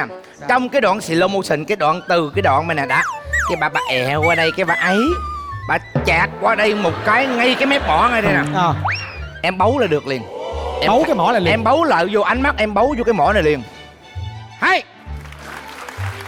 à. Gớp nha. Chỉ một tích tắc, chưa đến 1 giây nữa. Nhưng mà anh Trấn Thành vừa rồi không để ý. Đó. Lúc anh quay qua đây anh nói hay cái bé cầm bong bóng vậy. Là kiểu anh Thành ơi, anh sai rồi. Khoan. Nó sai bật nó đúng vô. Trong câu nói của tôi nó có 2 chỗ đáng cười. Một là khi mà tôi đoán sai. Chết mày rồi Trấn Thành. Đó là một ý. Cái hai là nó cười ngay cái chữ mép mỏ. Không có. Nhiều khi nó cái mép mỏ của bà dướng vô cái xe cái đoạn này nè. Cái vấn đề nó nằm chỗ đơn giản thôi, là quấy đang đứa bình thường thì quấy muốn tạo dáng xíu thôi, nhưng mà qua miệng bà Bảo Thi không có. Có nhỏ bình thường đó à. Có mà. Vậy em thấy mà. Không có. Cho tôi hỏi, nếu nó ca dở tại sao nó quánh cái má hồng đậm vậy? Ủa mắc mớ gì không được quánh đâu hồng đậm. Ủa mắc mới chứ ca dở sao quýnh mỏ đỏ quá nè. Em tới đây là với mục đích lấy chồng, nó khác. Còn con bé tới đây là với mục đích debut. Nó show nó ra thế giới. Debut. Không thấy gì hết. Thấy Nguyễn Bản Lương nhưng vẫn cảm nhận được đây là một cô bé biết hát. Bởi vì ngay từ cái lúc mà quần ở chỗ đó là mình vẫn còn thấy được cái sự vùng vằng. Thì chỉ có người biết hát đàng hoàng tử tế mới có thể vùng vằng một cái cách nghệ thuật như vậy. Tiếp theo anh chàng đứng ở vị trí số 4 nãy Bảo Thi lựa chọn đúng không em? Biết đâu sẽ có cái sự suy nghĩ khác. Em ơi đừng làm chị thất vọng nha. Mời bạn.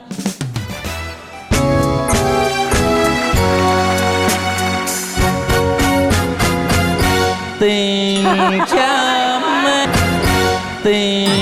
chăm như vầng thái dương.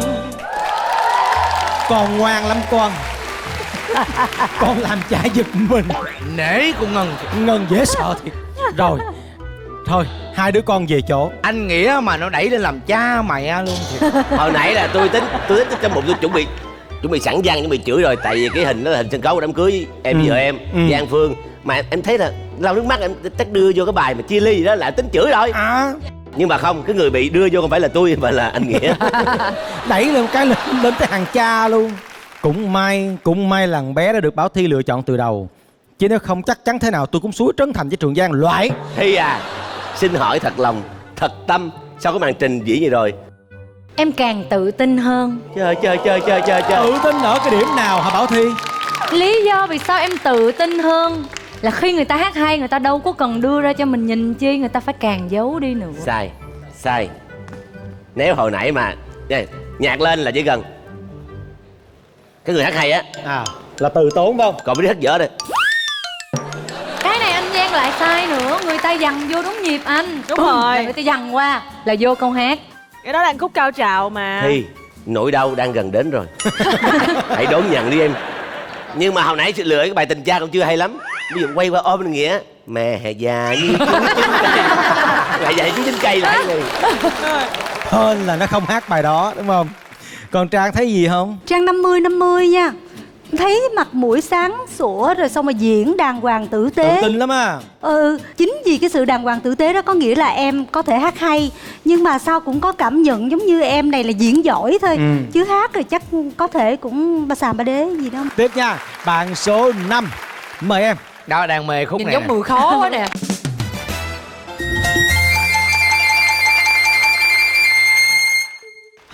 Chim hót không hay bằng tiếng hát.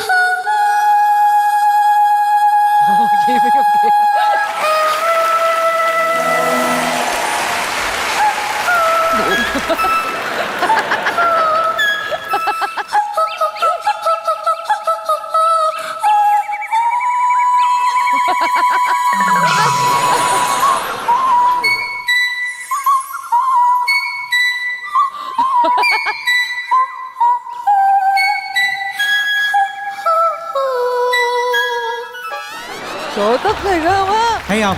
Thấy chương trình hào phóng với các bạn không? Cho con chim nó hót một đoạn rất dài luôn. Còn có chuyện thấy hay không kệ các bạn. Chưa bao giờ mà tôi muốn bóp chết con chim như bây giờ. Đừng bóp chim tội nữa. Sao? Các bạn thấy con chim vừa rồi nó hót làm sao nè? Tôi không biết nó hót như thế nào, mà tôi nghĩ đây sẽ là lần hót cuối cùng của nó. Nhưng bên đây em không nhìn thấy nha, chứ bên đây là thấy có bộ Thấy rõ hả? à. Vì thấy rõ nên sẽ loại sớm. Đứng lại. Cái tướng con chim chạy kỳ quá. Cái tướng chạy này là chị nghĩ không biết hát Cưng ơi. Giống như mạnh chân ra chân, mạnh tay ra tay. Thôi cho chim về rừng đi. Ê, có bao giờ lát nữa mình chọn bạn xong cái bạn ra bạn hát: ôi có đôi khi thèm như những con chim. Vậy là nguyên một cái nhà Trường Giang ở đây đều cho rằng bài hát không Không, mặc hay. dù em nghĩ là hay á, nhưng mà em vẫn nghe theo đội trưởng của mình là không hay thôi. Vô tình tự nhiên nãy giờ anh đứng ngay cái giường bông thấy anh lạ chứ. Anh đẹp quá ha em. Anh giống như mấy ông hàng xóm nhiều chuyện ló nhà người ta. Ló đó y thinh vậy đó, cái mặt kìa. Trời đất ơi. Anh, con chim là con chim gì vậy? Chim ụt. Tôi không biết con chim gì mà con chim nhà anh Nghĩa. Em sẽ bắn con chim anh. Đừng có bắn con chim anh, tội nghiệp. Bảo Thi, công chúa thân thiện, em nói một lời đi em. Em nói thật em không thấy được bạn đó vì là bé gái hồi nãy che rồi. Không thấy dữ làm gì. Cái góc ở đây không thấy được. Cái góc ở đây không thấy được Nhưng bạn. mà em thấy cái tướng chạy á là em thấy cũng khó hát hay thiệt. Thà treo nó lên lấy dây cho nó bay vòng vòng là người ta không đoán được. Con chim mà chạy, nhờ nó chạy mới lộ nó hát vợ đó. Dạ. Nhưng mà nếu như làm theo ý em chắc đầu tư tốn kém lắm, móc cọng dây bay đây để cho con nhỏ nó bay nữa. Chứ Khó gì lắm. nữa. Lỡ đầu tư vậy rồi, đầu tư thêm sợi dây có sao đâu. Chương trình bao nhiêu tiền mà. Tha hồi nãy nè, đầu tư gắn cái mỏ chim cho nó, che luôn. Che mỏ luôn. Tha là vậy. Coi như con chim gì rồi đã hót không thành công. Bạn tiếp theo ở vị trí số 7 thì như thế nào? Mời mọi người theo dõi nha.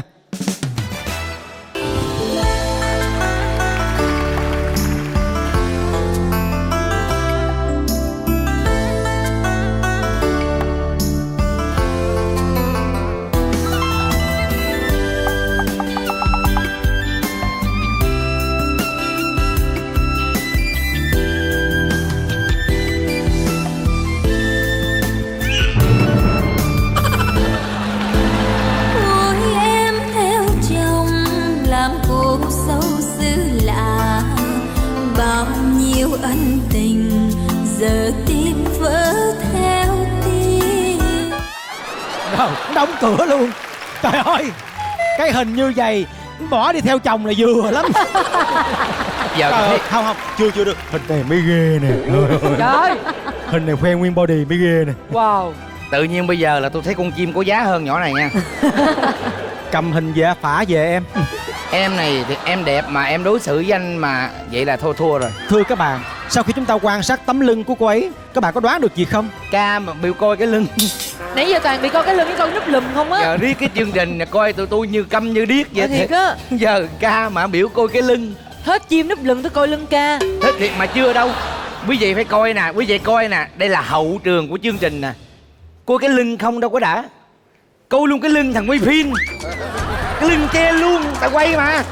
Em được chứng kiến hai cái lưng nó đập vô trong mặt mình. Thì em có sáng ra được điều gì không? Em sáng ra được một việc á. Điều gì? Em muốn sáng con biên tập một bạc tay. Nhưng mà trong cái chuyên môn về thanh nhạc, cái sợi dây lưng nó rung như thế nào là hát hay như thế nào? Để cho chị Trang nói.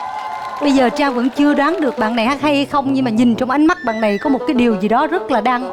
đã cười rồi. Vậy thì xin lỗi em, chị đã sai. Có thể em đang rất thích các chị, các anh, đúng không cưng? Cười cái nữa coi. Chị Trang chỉ đơn giản mà. Không cười là ghét, cười là thích. Nói giỡn chứ à. Sao chị cũng luôn luôn có cảm giác như em là một người biết hát đàng hoàng tử tế cưng ơi. Sao tôi nghi cái bà này hát với Đoan Trang ngon rồi nha. Ngon lắm. Ví dụ như chị nói cưng biết hát, cái cưng cười nhẹ một cái. Còn chị nói cưng không biết hát, cái cưng đừng cười nha. Cưng biết hát. Cười nhẹ đó kìa. Cưng không biết hát. Cũng cười nhẹ luôn. Cười luôn. Như nhau à. Hồi nãy nó mới cười nhẹ đâu, nó cười khinh đó. Đây nè, nó cười khinh đó. Tôi không biết là bà đó cười nhẹ cười mạnh, mà cái bà số 1 bị loại ngồi dưới khán giả là vậy mà cười rất mạnh. Bà Đoan Trang nói cái cô số 7 để hát đàng hoàng tử tế, bà ngồi dưới giống kìa, tôi kìa cười khẩy đó kìa. Nói kìa. Trung khóa. Đồng bọn. Số 1 là một cái thứ mà nó ăn không được nó đạp cho hôi. Em về một mình đâu chứ em kiếm chuyện gì với ai, đúng chưa? Ta chờ chồng ta em. Để chồng. Số 2 còn đứng ở đây mà. Thôi bây giờ đã quá rành mạch rồi, nói Rồi. gì nữa anh ơi. Chọn đi. Chọn đi. Hỏi ý nha, 30 giây bắt đầu. Cho người để lại hả? Đúng. Số 7 hết vợ. Dự số 7 nha. 1, 2, 3 là hay rồi Bây giờ đó. 3 mình bên này là làm hay sao? rồi đó. Chắc chắn là số mấy? Bên kia là số 7 đó. Còn số 5, 7 thằng 5 thôi. Hết giờ. Anh Nghĩa bây giờ là bên đội em chọn trước. Đúng rồi, bên em. Chim trong rừng chim bay ra. Bài ai mà như vậy? Chim tung cánh bắt con chim liền. Bài thưa chư vị hai họ, nghe em tôi từ nãy giờ toàn lấy tiếng quán không. Nó chơi chương trình với một trái tim thiện nguyện, thấy không? Ủa chương trình tôi chương trình từ thiện hết trời. Ấy vậy mà những con người mở nhà hàng mà không có ai giao khăn hay cái gì đó làm hư nhà hàng ta hay sao? Tôi kiếm chuyện qua con em tôi. Nãy giờ người ta đổ tiếng quán lên đầu em tôi. Dạ thưa không, chúng tôi không làm những chuyện đó. Làm gì chúng tôi cũng phải chừa đường cho bạn thở, anh hiểu không? Thành thử ra những việc đáng cay chúng tôi xin được cam chịu để em chọn chim. Chọn chim nói đúng. Chim vừa tung cánh là bắt con chim liền. Chim quý mà, ai chẳng muốn bắt về nhà nuôi. Nhưng bên kia nó bắt rồi. Nhưng bên kia bắt rồi. Nhưng cuộc đời mà đâu ai nói trước được. Chúng tôi đang có 2 vị trí cay đắng, thậm chí là 3 vị trí cay đắng mà chúng tôi muốn chọn luôn. Là vị trí 2 áo tím và áo hồng bên đây, nữ. 2 cái áo tím thấy đẹp đẽ tử tế đàng hoàng. Cho nên nhưng trái tim chị Trang thiệt luôn á, không biết Chọn đi chị. Biết sao mà nãy giờ trái tim nó Trái tim của Trang đôi khi bị lỗi nhịp đó. Chọn hát dở nha, chứ không sao băng chọn hát dở đúng không? Chọn hát Chị hồi dở. đó mình đi học cô giáo có phê cho bài văn là quá dài dòng không xúc tích không? Có đó. Lan man không chị? Có luôn. Bây giờ mình chọn 2 triệu lận cưng. Okay. Giờ 2 triệu với lại bài văn dài dòng không xúc tích, mày chọn cái nào? Không, 2 triệu. Đúng rồi anh, hợp lý rồi. Nhìn tổng quát từ nãy giờ, số 5 con chim em đã chọn, đúng không? Số 4 em Thi đã chọn, chị tôn trọng các em. Bây giờ Chứ chị đâu được chọn nữa đâu mà tôn trọng. đúng không? Đúng rồi. Chị nói thiệt với em, chị không bao giờ muốn dài dòng không xúc tích, nhưng 2 triệu rất quan trọng, đúng không tụi cưng? Nãy giờ có lạch lần này là Trời ơi, Thôi bây giờ vậy, để cho chị suy nghĩ đi. Mà mấy em lên dọn cảnh xuống cái. Chị muốn nói cho tụi em biết rằng đó là chị coi già vậy chứ chị rất là giải trí. Mà sao không đứa nào cười? Bây giờ vậy nè, em chọn số mấy? Em hả? Em chọn dắt dâu phụ hoặc là số 3 đi. Chọn 1 trong 2. Bầu phụ Số 1. Ba đi, Rồi ba em đi, cũng chọn số ba. 1. Rồi em có 2 người chọn số 1. Cảm ơn chị. Khoan xí nha. Vậy là mời tôi tới đây để làm gì? Mời để nhận xét. Mời để nhận xét và đưa ra ý kiến. Không, nhưng mà đội là 2 trên 3 chứ chị. Có một phiếu chị là coi như chị bị thua thiệt đúng không? rồi. Trang ơi, Trang nãy giờ Nghĩa thua thiệt nhất cái Trang là bởi vì Trang đứng che cái camera của Nghĩa rồi. Ủa vậy hả? Giờ thành nghĩ thấy à? Là thua thiệt nhất là Xin đây lỗi nè. cưng nha. Anh nói cái mà lấy đập bê tung ra che nữa kìa. Chốt lại số 1 và số 5. Vậy thì mời Chim hát trước nha. Dạ.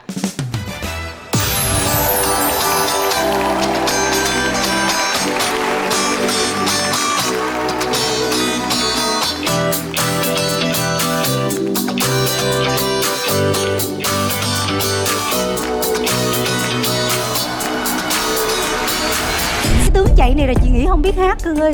Em thấy cái tướng chạy á là em thấy cũng khó hát hay thiệt. Chim mà chạy, nhờ nó chạy mới lộ nó hát vợ đó. Vì nụ cười đó nó như hoa cười, vì nụ cười đó nó như hoa cười, vì một làn tóc nó như mây trời, hình dáng ấy qua đây từng chiều mây trôi lạc loài bao anh đắm say. Nàng đi qua lối đó, mùi hương bay theo gió, giọt cà phê vẫn đó mà chẳng có mùi hương bay theo đôi bàn chân. Đi đâu em, nàng đi qua lối đó, khớm ơi nhiều anh hãy đừng ngó. Giọt cà phê tôi uống ôi thật chẳng làm sao hương phai tươi thuần nào. Nàng thật dịu dàng như làn mây qua ngã tư này, mang về đây mùa thu lá rơi đầy, khiến bao anh cà phê tí tách rơi từng ngày trông ngóng dáng em. Vì nụ cười đó như hoa cười, vì một làn tóc nó như mây trời, hình dáng ấy qua đây từng chiều mây trôi lạc loài bao anh đắm say. Vì nụ cười đó nó như quen rồi, hello em, và rồi từng bước chân tuyệt vời, hình dáng ấy như mây từ trời qua đây từng chiều bao anh ngất ngơ.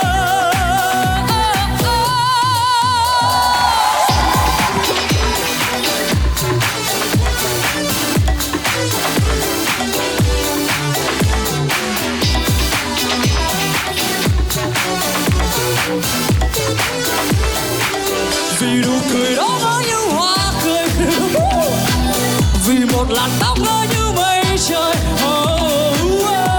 hình dáng ấy như mây từ trời qua đây từng chiều bao anh ngất ngây.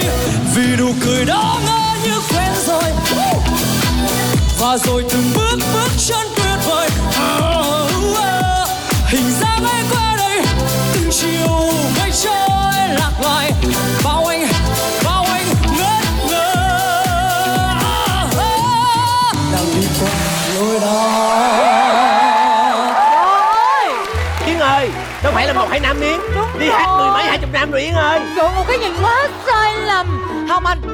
Đó đó đó. Ngủ nữa. Đó. Ngủ nữa. Thủ phạm là người bắt con chim. Bây giờ em có thấy là thuyết âm mưu của mình ghê không? Ghê không? Ghê quá. Đây, Bảo Thi, nãy em muốn nói điều gì? Em muốn nói là không phải là hát hay mà là giọng khủng. Vậy sao em chọn tay vậy Thi? Em có chọn đâu. Ai Đó, chọn? Anh kẻ bắt con chim. Ngủ rồi.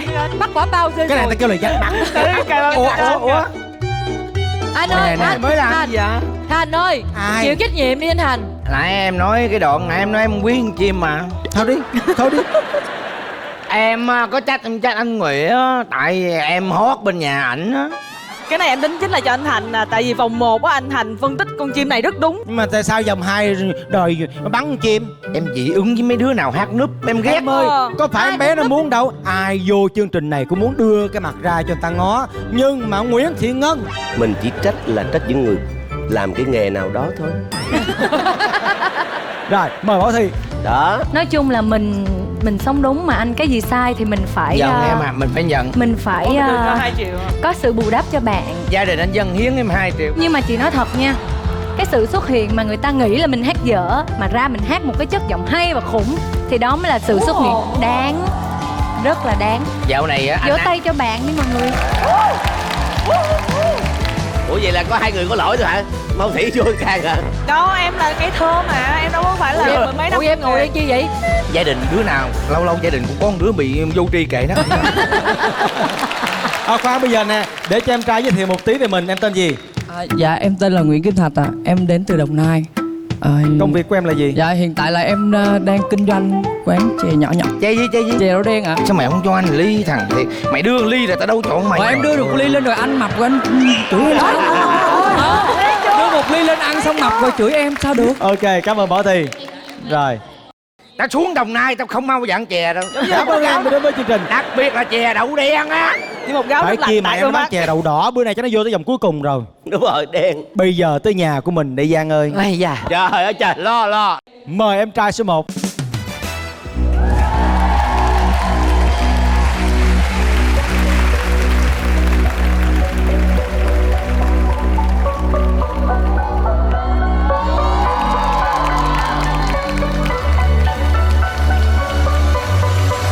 Hay, cậu này hát hay.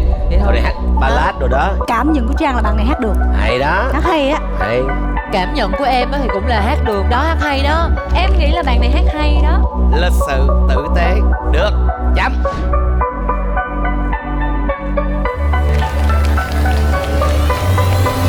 Trời đang tối, trời đang tối, trời đang tối, cũng vui. Hôm nay ta hẹn nhau lần đầu tiên, nhìn ánh mắt em ngại ngùng, nhẹ nhàng đặt nụ hồng lên môi anh, để trong anh từng khao khát như muôn hoa, cay đắng như đã xuân hoa. Baby you and me, just you and me, vì gần nhau từng hơi thở không nói nên lời, tâm trí anh đã rơi bời. Baby you and me, baby anh muốn anh đưa em về, anh muốn anh đưa em về, anh muốn anh đưa em về, anh muốn anh đưa em về, baby đưa em về.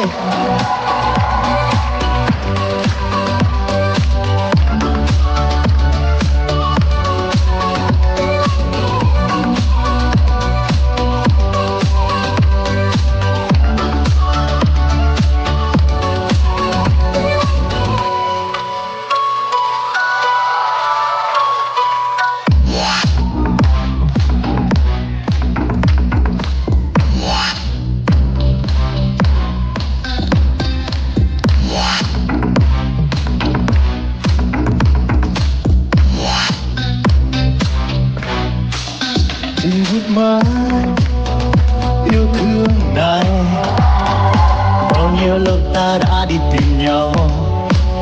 Đừng hoang phí thêm phút giây, sao đêm nay chẳng ở lại nơi đây, chạm nhẹ vào khẽ vuốt về bờ vai, vì chân nhau đêm mê lại gần nhau cứ thế, để trong anh từng khao khát như muốn bông hoa, cay đắng như đã xuân hoa.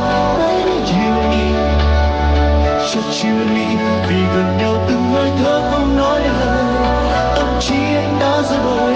Baby you and me, baby anh muốn anh đưa em về,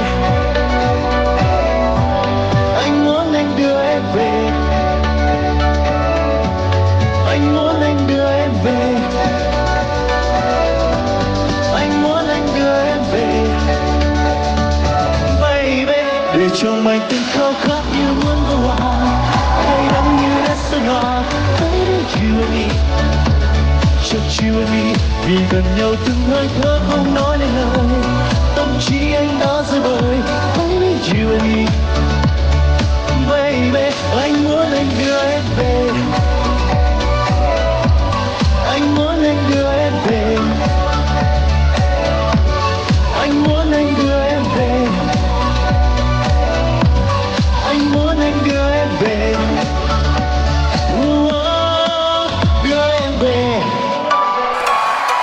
Cảm ơn các em. Nó ca cái bài mà nói lên số phận của nó hỏi Đúng sao? rồi. Thì làm sao giữ lại một người? Chúng ta không thể giữ lại một người muốn ra đi được. Mà cái mặt cũng giống Hồ Ngọc Hà. Đúng rồi. Cặp mắt giống luôn. Cái nụ cười cũng cười kiểu Hồ Ngọc Hà. Slim fit luôn nha. Em mê Hồ Ngọc Hà lắm hả? Dạ vâng ạ. Thấy chưa, nhìn biết mà. Em giới thiệu về mình đi. Dạ, em tên là Trần Thành Tâm ạ. Em đến từ Hà Nội và em là ca sĩ diễn viên tự do ạ. Trời ơi.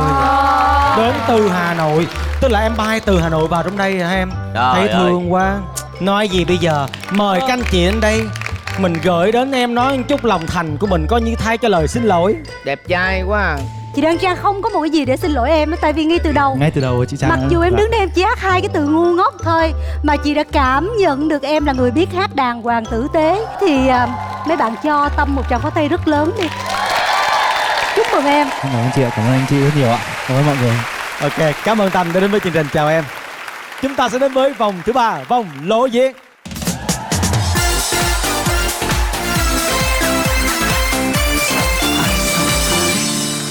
Ở đây chú rể số 4 đã được Bảo Thi chọn lựa rồi. Vì vậy mọi cái sự lựa chọn cuối cùng đều trông chờ vào đội của Trường Giang. Thời gian dành cho đội Trường Giang bắt đầu. Hỏi chị. Chị Trang, chị hỏi chị chọn Hỏi người chị. cậu đàn ông á. Cưng, bạn áo tím Cưng học ở đâu vậy? Dạ em học ở đây ạ. Ở thành phố Hồ Chí Minh. Ủa em, bạn áo hồng cho chị hỏi là em bao nhiêu tuổi? Dạ 28 ạ. Còn bạn áo tím ơi, em có thích hát không? Dạ có ạ. Thường là em thích hát thể loại nhạc gì? Nhạc trẻ ạ. Hết giờ. Có cần hỏi ý không hay là mình sẽ chọn luôn? Chọn luôn anh ơi. Nhưng mà tụi Cưng là ba bạn tên gì vậy? Hết giờ hỏi rồi. Hết giờ hỏi rồi, giờ chọn thôi. Chị đánh giá em là từ cái cảm nhận ban đầu ha, cho nên chắc chị xin lỗi áo hồng, chắc chị chọn áo tím. Đoan Trang chọn số 3. Chúc mừng hai em. Số 3, số 4, một cặp. Mời các em vào trong chuẩn bị. Bây giờ mời em hát cho mọi người nghe nha.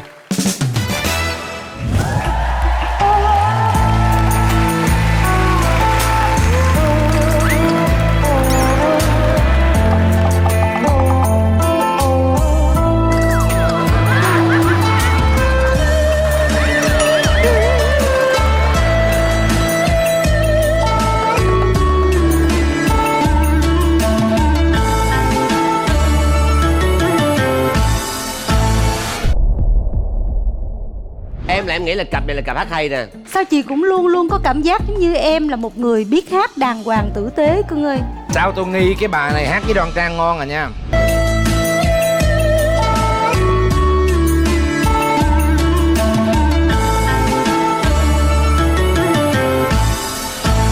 Tôi em theo chồng về nơi tha xứ lạ.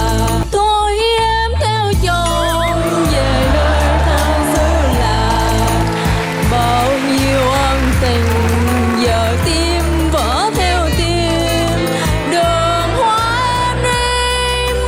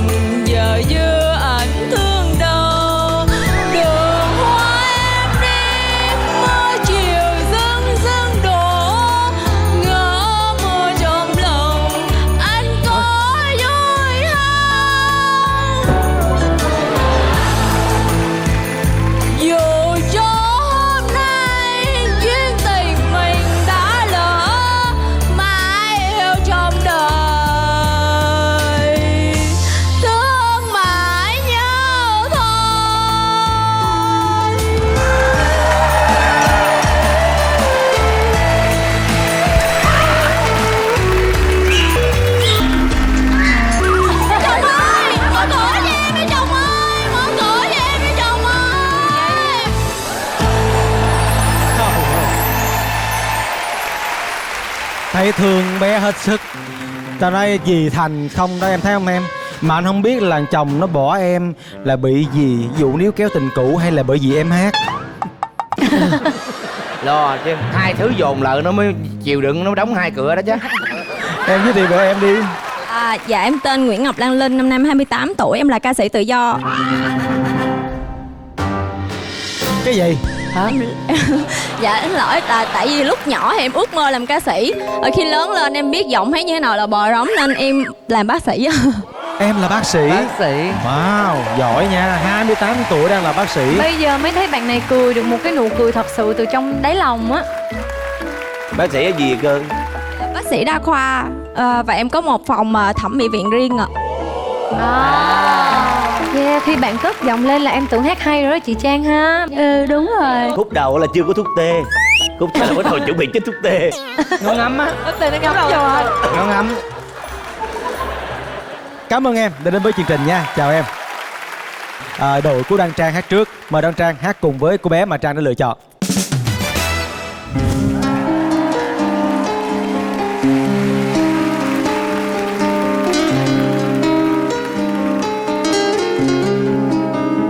Cơn đêm trắng để chút vơi lòng đầy, cần thêm nắng để em nhìn vừa bóng tối, cần thêm anh, cần thêm cho những khi em lo sợ, cần thêm yêu hay cần thôi cuối cùng.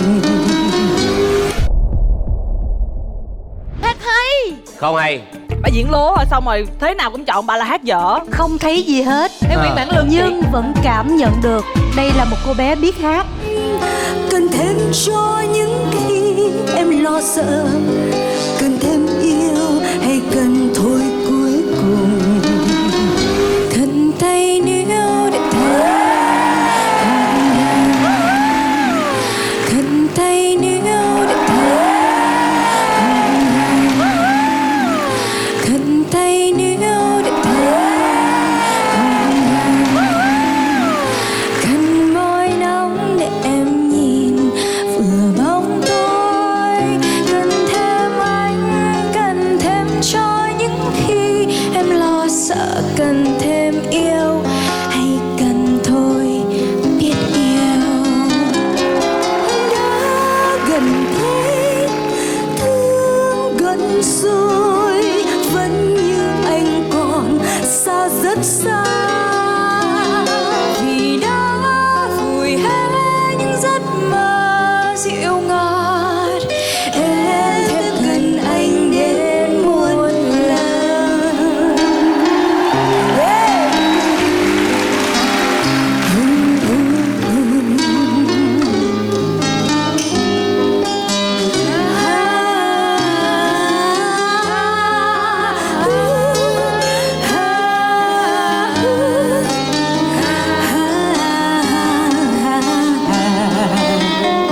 Cần thêm níu để thấy anh còn gần, cần môi nóng để thấy lòng còn ấm cúng, cần thêm anh, cần thêm cho những khi em lo sợ, cần thêm yêu hay cần thôi biết yêu.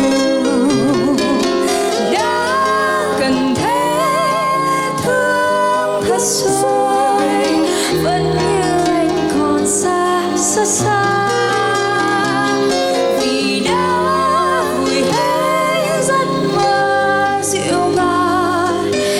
Em thêm gần anh đến muôn lần. Tình nhé xin về gần, nối thêm yêu thương vào với nhau. Tình có dậy sóng vẫn cứ xin tí nồng, nối anh vào em chiếc hôn đầu, nối anh vào em chiếc hôn đầu.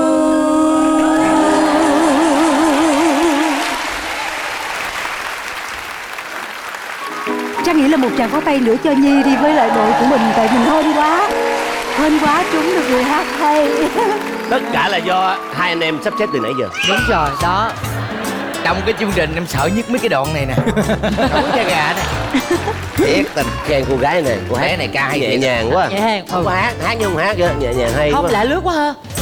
Em ca chung với chị Trang, anh thấy là em rất là biết cách hòa mình với lại người khác. Dạ, em cảm ơn anh ạ. Nhỏ này chấm nha.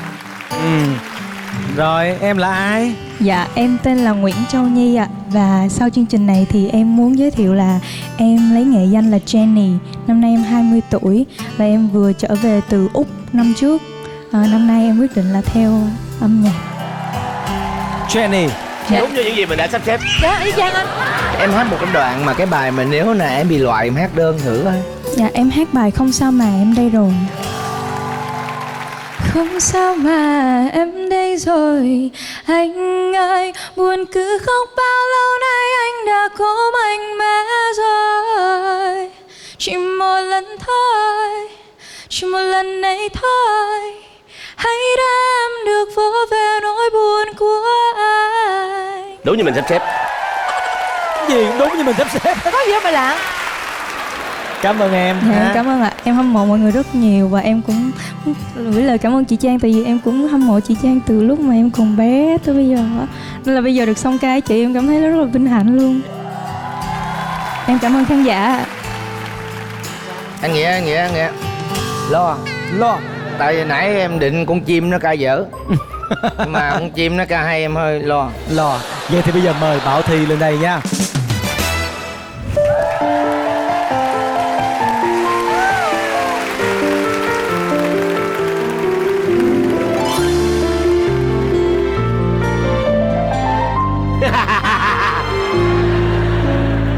Đi đâu tìm ra được một niềm tin mãi mãi chẳng phai tàn. Giữ thoáng chốc nghe nhịp tim rung động với những yêu thương. Khi em lạc loài tìm một bờ vai êm ái ấm áp lúc em buồn. Hãy bước tới đi tìm một hạnh phúc chẳng hề lùi bước. Cái lúc hát cũng xàm luôn em. Em nghĩ bạn này hát hay. Sau cái màn trình diễn vậy rồi em càng tự tin hơn. Ấm áp lúc em buồn. Hãy bước tới đi tìm một hạnh phúc chẳng hề lùi bước. Cứ cố gắng mãi cũng chẳng suy ra được chuyện tình mình sẽ đúng hay là sai. Cứ cố gắng mãi cũng chẳng suy ra được chuyện tình mình sẽ đúng hay là sai. Cứ cố gắng mãi cũng chẳng suy ra được chuyện tình mình sẽ đúng hay là sai. Chỉ biết có em muôn đời chẳng thể làm anh thất vọng. Dù ngày mai đời đổi thay chỉ yêu anh và yêu thôi. Nguyện yêu mãi muôn đời chẳng quên. Gió kia tàn phai theo gió giao mùa. Khi nụ cười này làm em ấm lòng. Dù thời gian lặng lẽ trôi, ngày trôi qua lại càng yêu. Để em vững tin vào hôm nay. Mau để em tuôn rơi hôm qua sẽ làm em biết rằng trong cuộc đời này dù hối tiếc bao nhiêu, để em học được cách nắm tương lai cho mình, không buông lời vòng tay.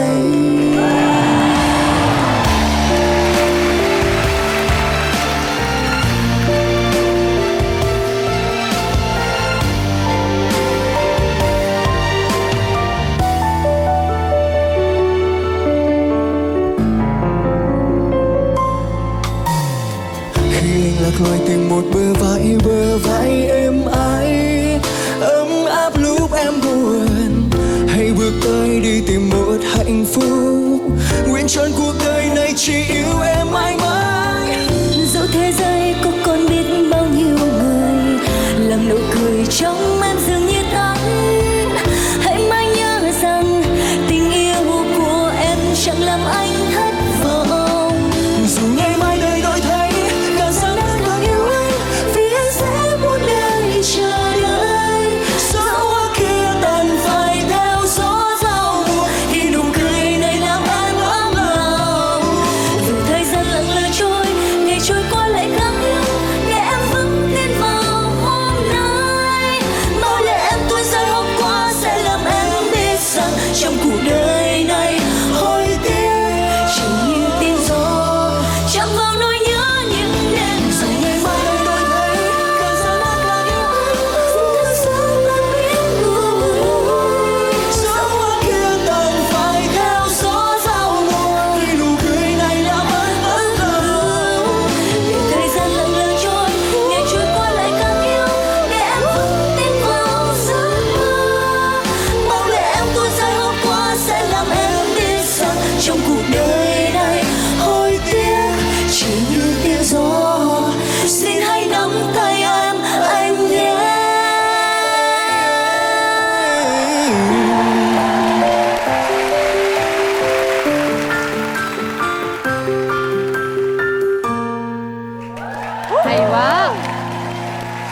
Giang ơi.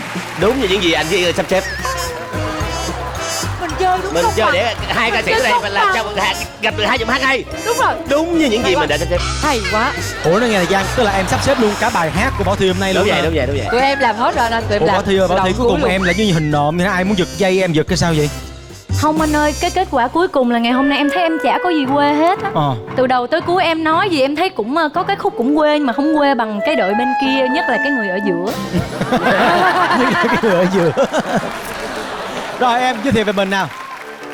Em xin chào các anh chị ạ. Em tên là Đức Trường ạ. Công việc của em là gì hay còn đi học em? Em mới làm ca sĩ. Thôi nó xạo đi. Cái người này là mới thi cuộc thi âm nhạc lớn luôn nè, cũng vô sâu lắm nè. Nãy tôi ngồi tôi nhớ mà không có nhớ là ai. Bữa nay được ca chị Bảo Thy làm sao? Mê chị Bảo Thy từ nhỏ hả? Dạ.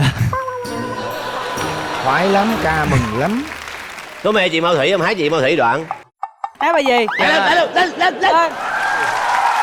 Thủy hình ảnh của em trong mắt khán giả cũng còn đang đẹp lắm đó nha Thủy. Đâu còn hình ảnh gì nữa đâu anh. Hát bài công chúa bong bóng nha. Đó, bong bóng luôn, vô. Hát đi, đâu có micro rồi. Yêu và yêu có thế thôi, mơ về lòng chúa không mơ. Bong bóng bên mưa, bong bóng không nghe giờ lên. Sao nãy nó không đứng ở số 7 ta? Không, chị hát được đúng không? Em công nhận mà, cảm ơn em. Nãy giờ có mình em công nhận, không ai công nhận. Lên ép thằng nhỏ nói. Rồi còn nói gì nữa. Thôi bây giờ mời tất cả các em lên đây nào. Em khổ quá quý vị, em tới trường quay em bị áp bức. Nó bánh cãi em anh à. Sao anh Thành có thông tin ngoài lề của em nghe gì? Của anh. Dạ, em đã hiểu anh chưa?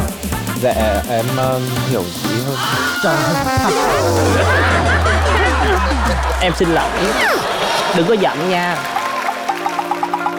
Tha đó. Thưa anh Hùng cái nha. Em có cần chỗ nào không anh?